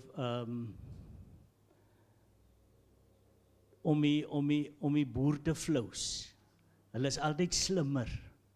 En dan het ons die klomp mythes rondom hulle geskep. Jy weet, as jy kyk na Dirk Lichter, if you look at the stories of Dirk Lichter, he's an amazing character. And as you said, you know, he's got the sort of the typical characteristics of Reinhard de Vos. You know, he likes meat. He only eat the best part of the sheep. And then he let himself be caught at sometimes, but miraculously escapes. But what is important is that what Ms. Magona said, you know, we need to come together and share the stories because there are more similarities than differences in South Africa amongst our people.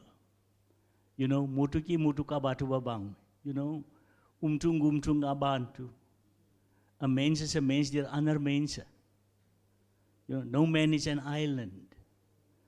And I think once we get there, once we start reviving the storytelling, because our forefathers survived for millennia through stories, not through books as such, but through the stories, the Ngu, Kwe, Koi survived without the books, but through oral tradition.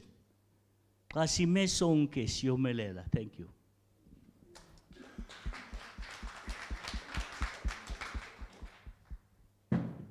Anyone else? Molweni. Good afternoon, everyone. Goeiemorgen, mensen. Goedemiddag. So it's not my mother tongue. You know, while I'm sitting here, I'm just taking this into my classroom. Now I'm just putting it on that curriculum thing. I'm just taking it because now I'm just thinking of the fairy tales that are on our syllabus since I'm in grade 2, so we've got this new syllabus that you are using that is common for Xhosa speakers, being written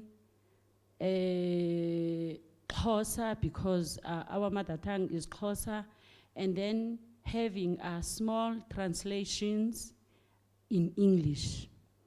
Now I'm thinking of the stories that are in the language because now I'm trying to relate this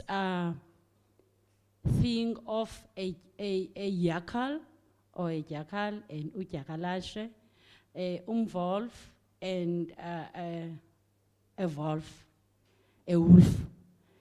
And now I'm taking to the story that we had in our last term of a zebra. And then it's a story about the zebra, and then in Xhosa it's a uqwahashe. And then the way it is being told in English, it's not the way that it is written in Xhosa. And then if really the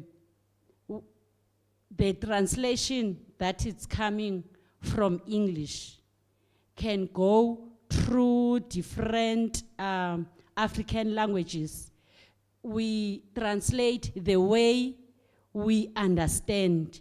If it's Xhosa, then we translate it in Xhosa. So that when I teach that first additional language in English, that child knows exactly what happened in his or her mother tongue.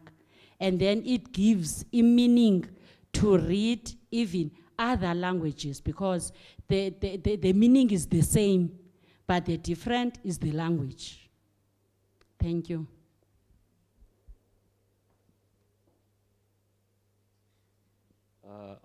Gijs Dubbelt and then Dr. Remenants.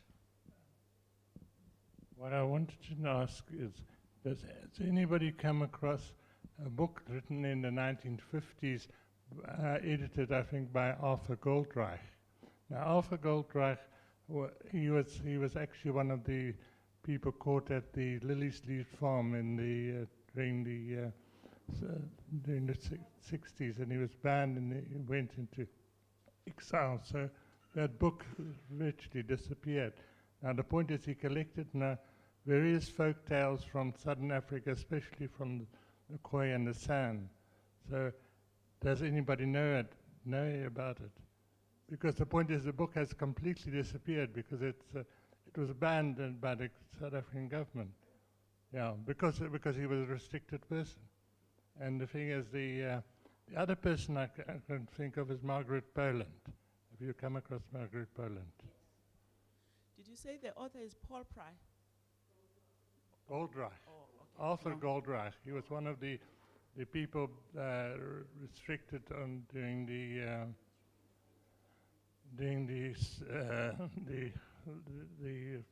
Soweto, no, not Soweto, Rivonia trial, yeah.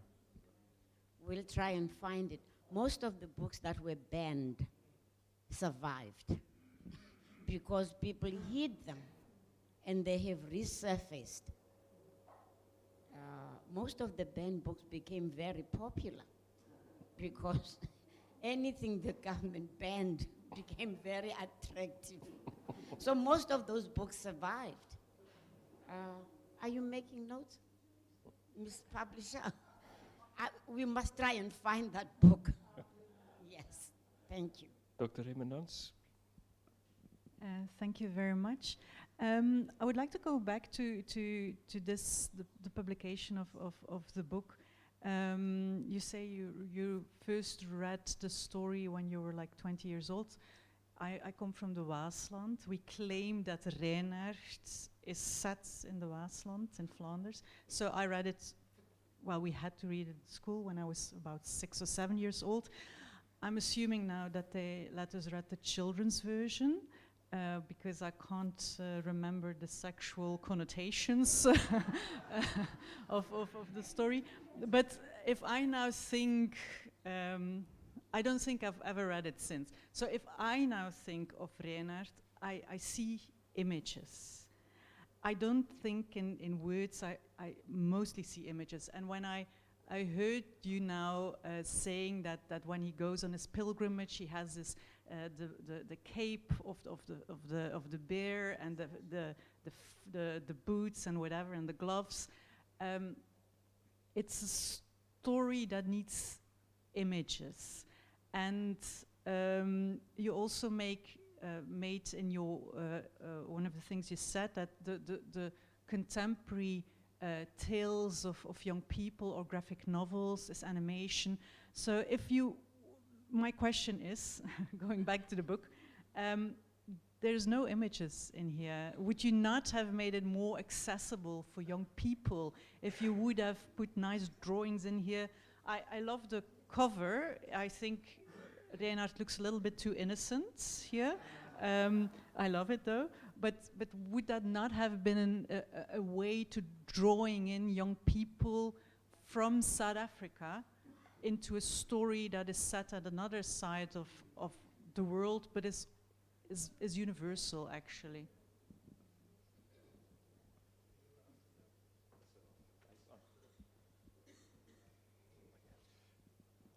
That has already been done by a guy called Andries van Dale, who published Reinaert, De Felle met de Rodenbaard.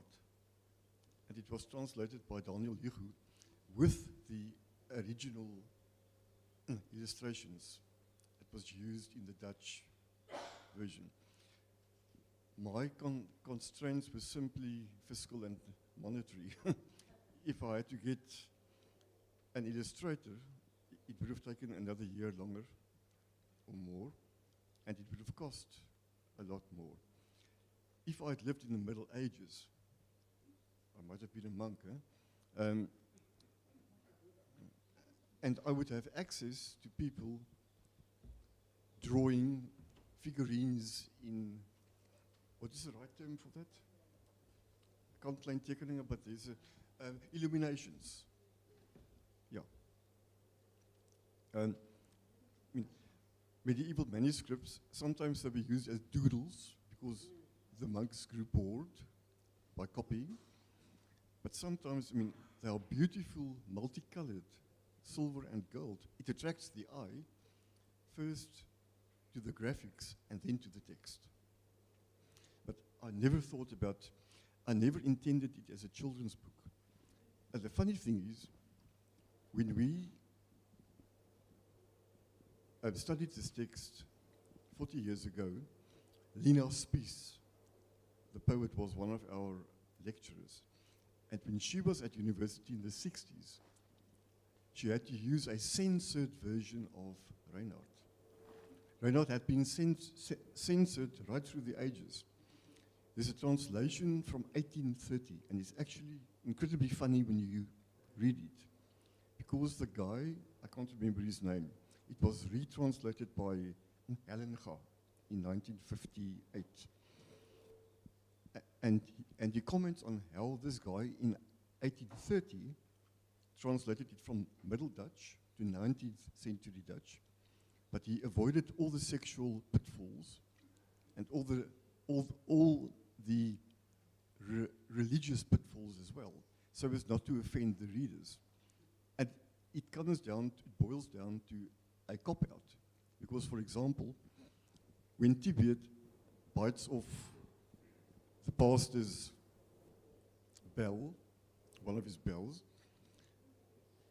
in 1830 he says, if you want to know what he bit off, you must read the original text. So, how many people are going to do that extra PT, find the middle Dutch, if you can find out what was it that Tibet bit off? And what was it that Reinhard did to the hair, for example, something which I did not mention, and I will not mention. You can read it in that book. But for centuries, people have been trying to censor. There's another word in Afrikaans. Nie censureren. Kuis, ja. Om 'n teks te kuis, om dit sagter te maak vir die lesers. I found that in itself I find very funny. How and why can you censor a 13th century text? I mean, it's absurd. But that went on until the 1950s. And it was only, we've got a local text edition from 1973 by Odile Burn, who also incidentally came from Belgium.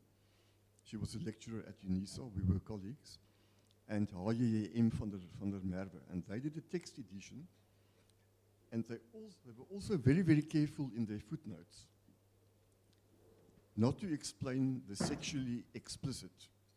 To say, this could mean this, or it could mean that, but the reader must decide for himself.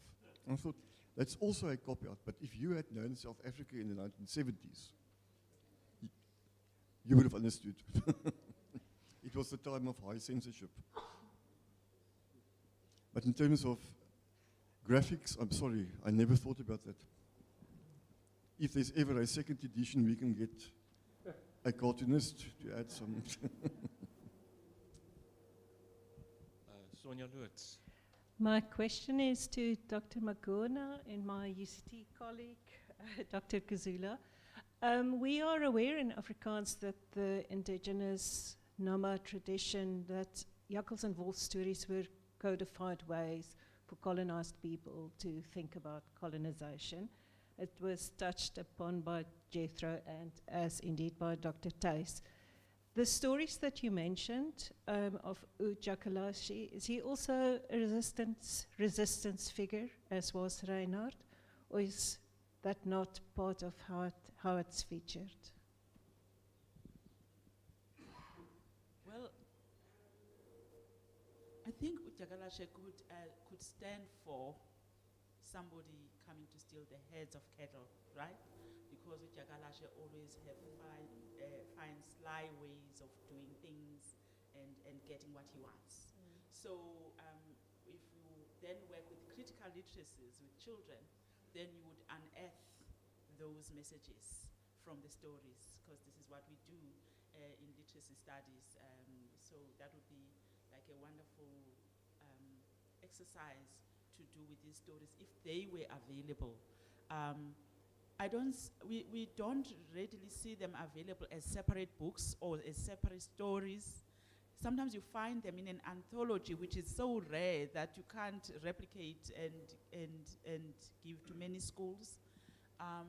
Sometimes because of the lack of production of stories in African languages, you find that they will be lumped into these anthologies that are not easily available for everyone. But I think if they were available and given into schools and like almost like prescribed texts, I'm not saying they must be prescribed, because we want a variety of books. We want libraries, classroom libraries and school libraries, so to have these stories. But when teachers work with them, we want them to dig deeper into the stories. One of the things that comes out of the stories as a metaphor is how, like, somebody will say, she is a wolf in a sheep's skin, and that comes from those stories of the wolf who covered is the wolf and the cock, I think. that had many sheep, and then the wolf covered himself in a sheep's fur and ate all the other sheep in there. So you could uncover even the sayings in the languages, the figurative language from that. Yeah. So, sorry, do I understand you correctly that if those meanings were there, they have been lost, they buried?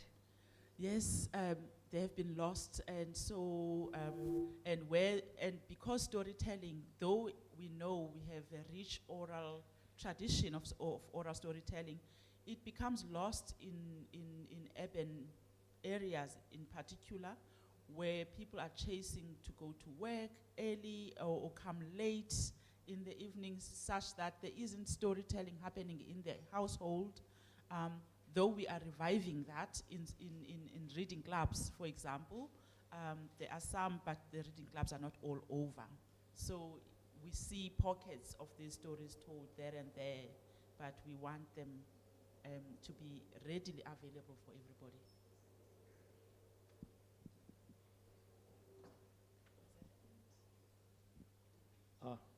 We've got lots of questions. We're lucky today. Dr. Xolisa, while you are busy speaking, I'm quite curious. You mentioned before about stories and African stories and the neglect of them having come into literature due to the past. And you referred to Rhodes Must Fall back in 2014, 2015. And similarly at the University of Pretoria, we had the whole Afrikaans Must Fall. So together with that, we have neglect on the one side, and on the other hand, we've got shame. And I recall also growing up as an Afrikaans child, wanting to know more about history and speaking to my parents. My mom would say, we as Afrikaans people did bad things. We're not talking about our history. We are not sharing stories because it's something to feel ashamed about. But if we consider the role of stories and oral histories, stories evoke emotions, but we are suppressing emotions due to shame and due to neglect. So how do we promote storytelling if we are suppressing these emotions of ours? And I think this is indicative of very much South African culture, that we are suppressing these very important and strong emotions. You are touching on an important issue about how people now start to critique Mandela's rainbowism and Utatu Desmond Tutu's idea of the rainbow nation. Not that it was a bad idea, but a lot got suppressed under the understanding that we are one new South Africa. We will not talk about certain things. We will focus on what's common to us. And so when you were talking about the common stories, I was agreeing with that, but I was also equally saying, but there are also diverse stories that we need to hear. Because we are a diverse community, we can find our humanity in diversity. So what the students are unearthing is that when we thought that, okay, I'm sending my child to a modest school, I'm hoping that the child will be integrated. I'm hoping that racism will be undone. But over the years, we've discovered that racism lives on. Also issues of this shame that you are talking about lives on. And sometimes this is why certain people don't want to teach certain parts of history, because especially with white history teachers feeling that it's shameful to teach parts of the history that show their families or relatives having done bad things.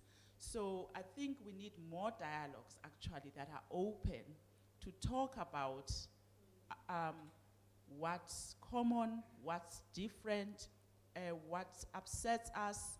I think when we are speaking out about the issues, then we begin a new way of dealing with us in the new South Africa, instead of shoving things under the carpet, because they've got a way to come out. And when they come out like Rhodes Must Fall.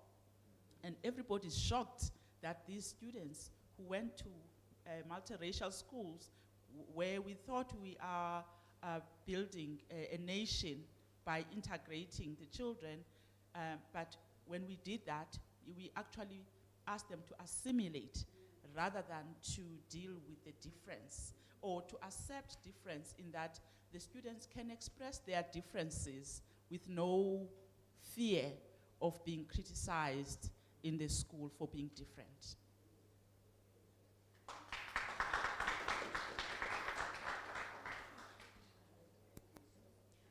May I?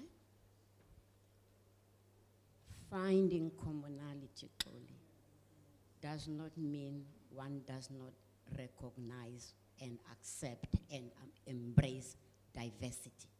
You find commonality in the diversity. These two are not mutually exclusive. What you are talking about is what made me publish the book that came out in July. I didn't bring a copy to show because I didn't want to talk about it.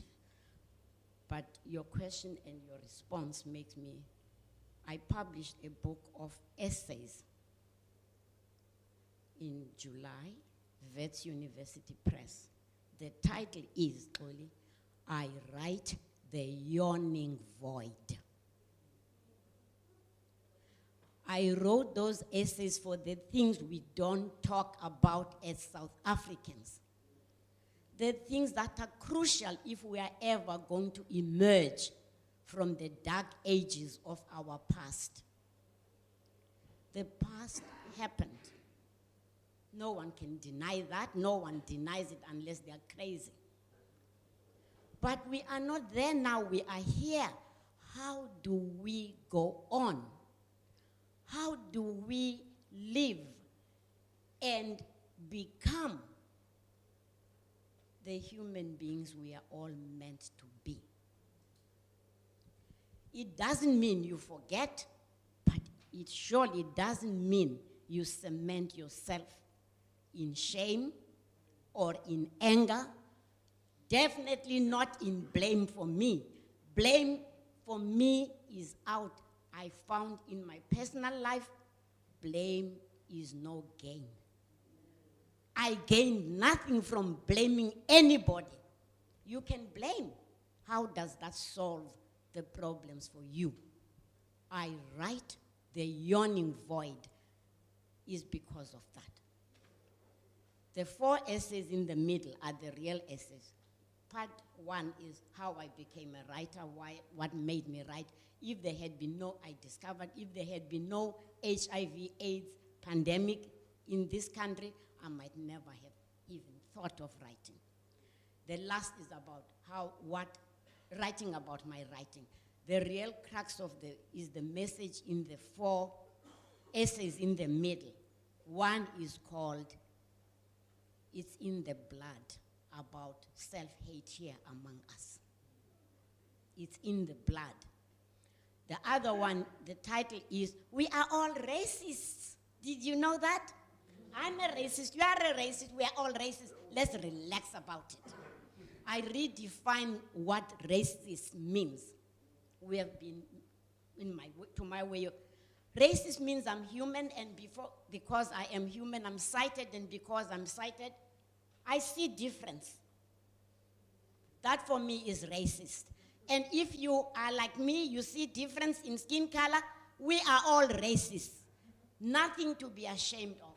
But if you take that difference to mean anything except difference, racialism.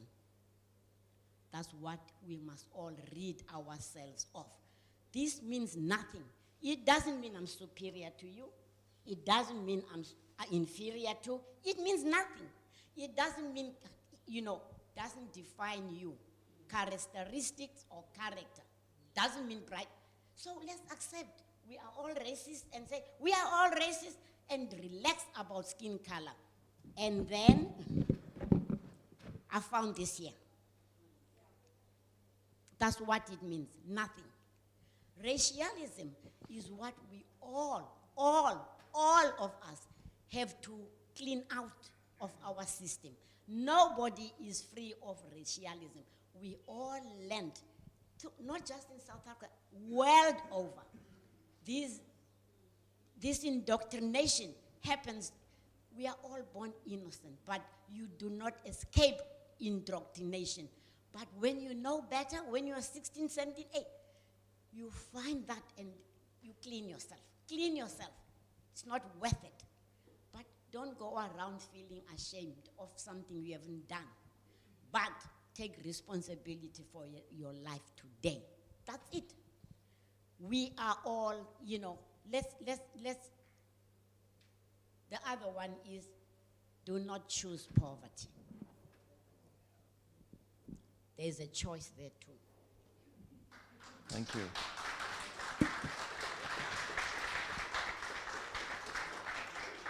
I think we have time for one more question.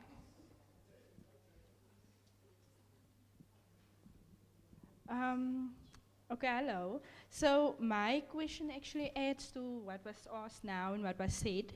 And it refers to the statement that Henning Pieterse made about basically that children have to, it must become a must that children must have history from grade 8 or 1 up until 12. So my question is, what kind of history though? Because I'm a student at UWC, a third-year student who has history, and what I can say, studying history, the biggest thing that history actually does for a person from my generation who does not focus on race, the differences and everything, you hear all these stories basically for the first time. Many times it's for the first time you hear all these stories. You learn about it, and what it causes is it causes anger, hatred, because of everything you hear from the past. So I would suggest that rather than, I know they say that we do history so that us as people can always remember the past, be reminded of it for it not to happen again, but I would suggest that we rather learn the history of different cultures, because we get to know each other personally. I mean, I have Xolisa, I can't say it that well, friend. So this one day we were talking and she told us about this whole thing where they carry a long stick, and if you're not a virgin, the stick will break, and the whole tradition around that. It was so interesting just to listen, to hear. I never knew that. So it was just something we could talk about, I could learn, and I mean, it's very interesting. So I would suggest rather teach us that type of stuff so we can get to know each other as young people who are the future.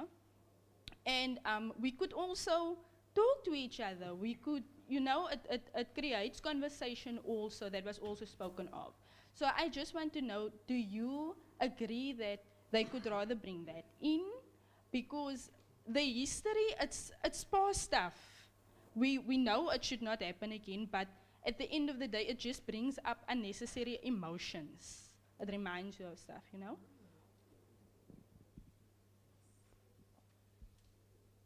I think you're very fortunate because I think when I look at the landscape of South African universities, you are one of the few students who are actually studying history and histories. That is why,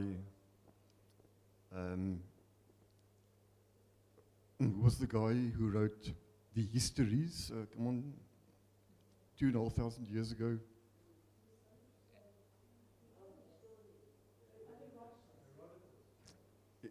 Herodotus. He specifically didn't call it a history or the history of mankind or humankind. He wrote up what he perceived as histories, which he learned through stories, from Greece to Persia to Northern Africa to Egypt. Fascinating stories, most of them myths, legends, fables, some of them based on facts. The type of histories that I would like to be taught at schools is exactly what you say. The histories of the various peoples of this country, and then the history of this continent, the history of the world eventually. The sad thing, unfortunately, is people never learn from history. What we are witnessing now in the Middle East, what we are witnessing in the Ukraine, it has happened again, it has happened, and it will happen again. There's a book that might interest you by Willy Esterhuizer, Oorlog en Vrede, not to be confused with War and Peace of Tolstoy. And he shows you, from 17,000 years ago, you've got this duality in humankind. On the one hand, destruction, on the other hand, beautiful creativity. It's like Shiva, who dances with the drum in one hand and the flame in the other hand. Of creation, destruction. But just to expose children to what has happened before and will happen again, but to make them attend on certain patterns that you can perceive in various cultures and civilizations over thousands of years. For example, if I look at the EFF now, I see the Nazi Party and I see Mussolini of 1925, 1926. The only thing missing is weapons, which I have no doubt will come into play at some stage. You've got the uniforms, you've got the speeches, you've got the common enemy, which in their case are all whites. In Hitler's case, until his last day on this earth, 28 April 1945, it was the Jews. Everything bad on this earth was caused by the Jews, according to Hitler. So it's a very simple formula. You get a common enemy, you wear your shirts, be they brown or grey or black or red in this case. If you see that pattern, it's not too difficult to gauge the future. Not that you can do anything to stop it, unfortunately. But it might make you just more aware as a person of what has happened, and maybe, just maybe, you can have a role in changing or averting a catastrophe. And catastrophes unfold all over the world. They always have, they will. People do not learn. People do not change. No matter what the shrieks say, people only change if they want to change. What's the old joke? How many shrieks does it take to change a light bulb? One, but only if the light bulb wants to change. But just in a broad sense, because your generation will know. If I look at your generation, people have no general knowledge. They're worse than the Yanks, and the Yanks are the worst. There's one country, and that is the United World of America. They do not know of the existence of Africa or Asia. The world ends at the borders of the USA. If you speak to an American grade 12 and you say South Africa, they do not know of the existence. They might know the name Mandela. That's the only thing they know. So just in terms of broad general knowledge, broad cultural knowledge, which just might make a better person of you in understanding where people come from and where they are going. That is why I'm so insistent on history, not a or the history, but histories of peoples.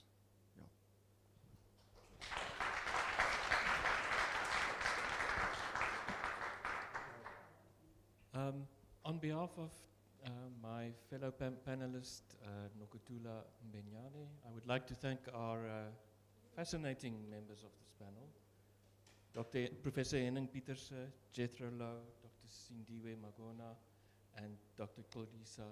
Thank you so much for all your insights. And we've got some work to do, according to Dr. Magona, to find a common story, and I think at SASNEV we are going to reflect on that some more. Thank you so much.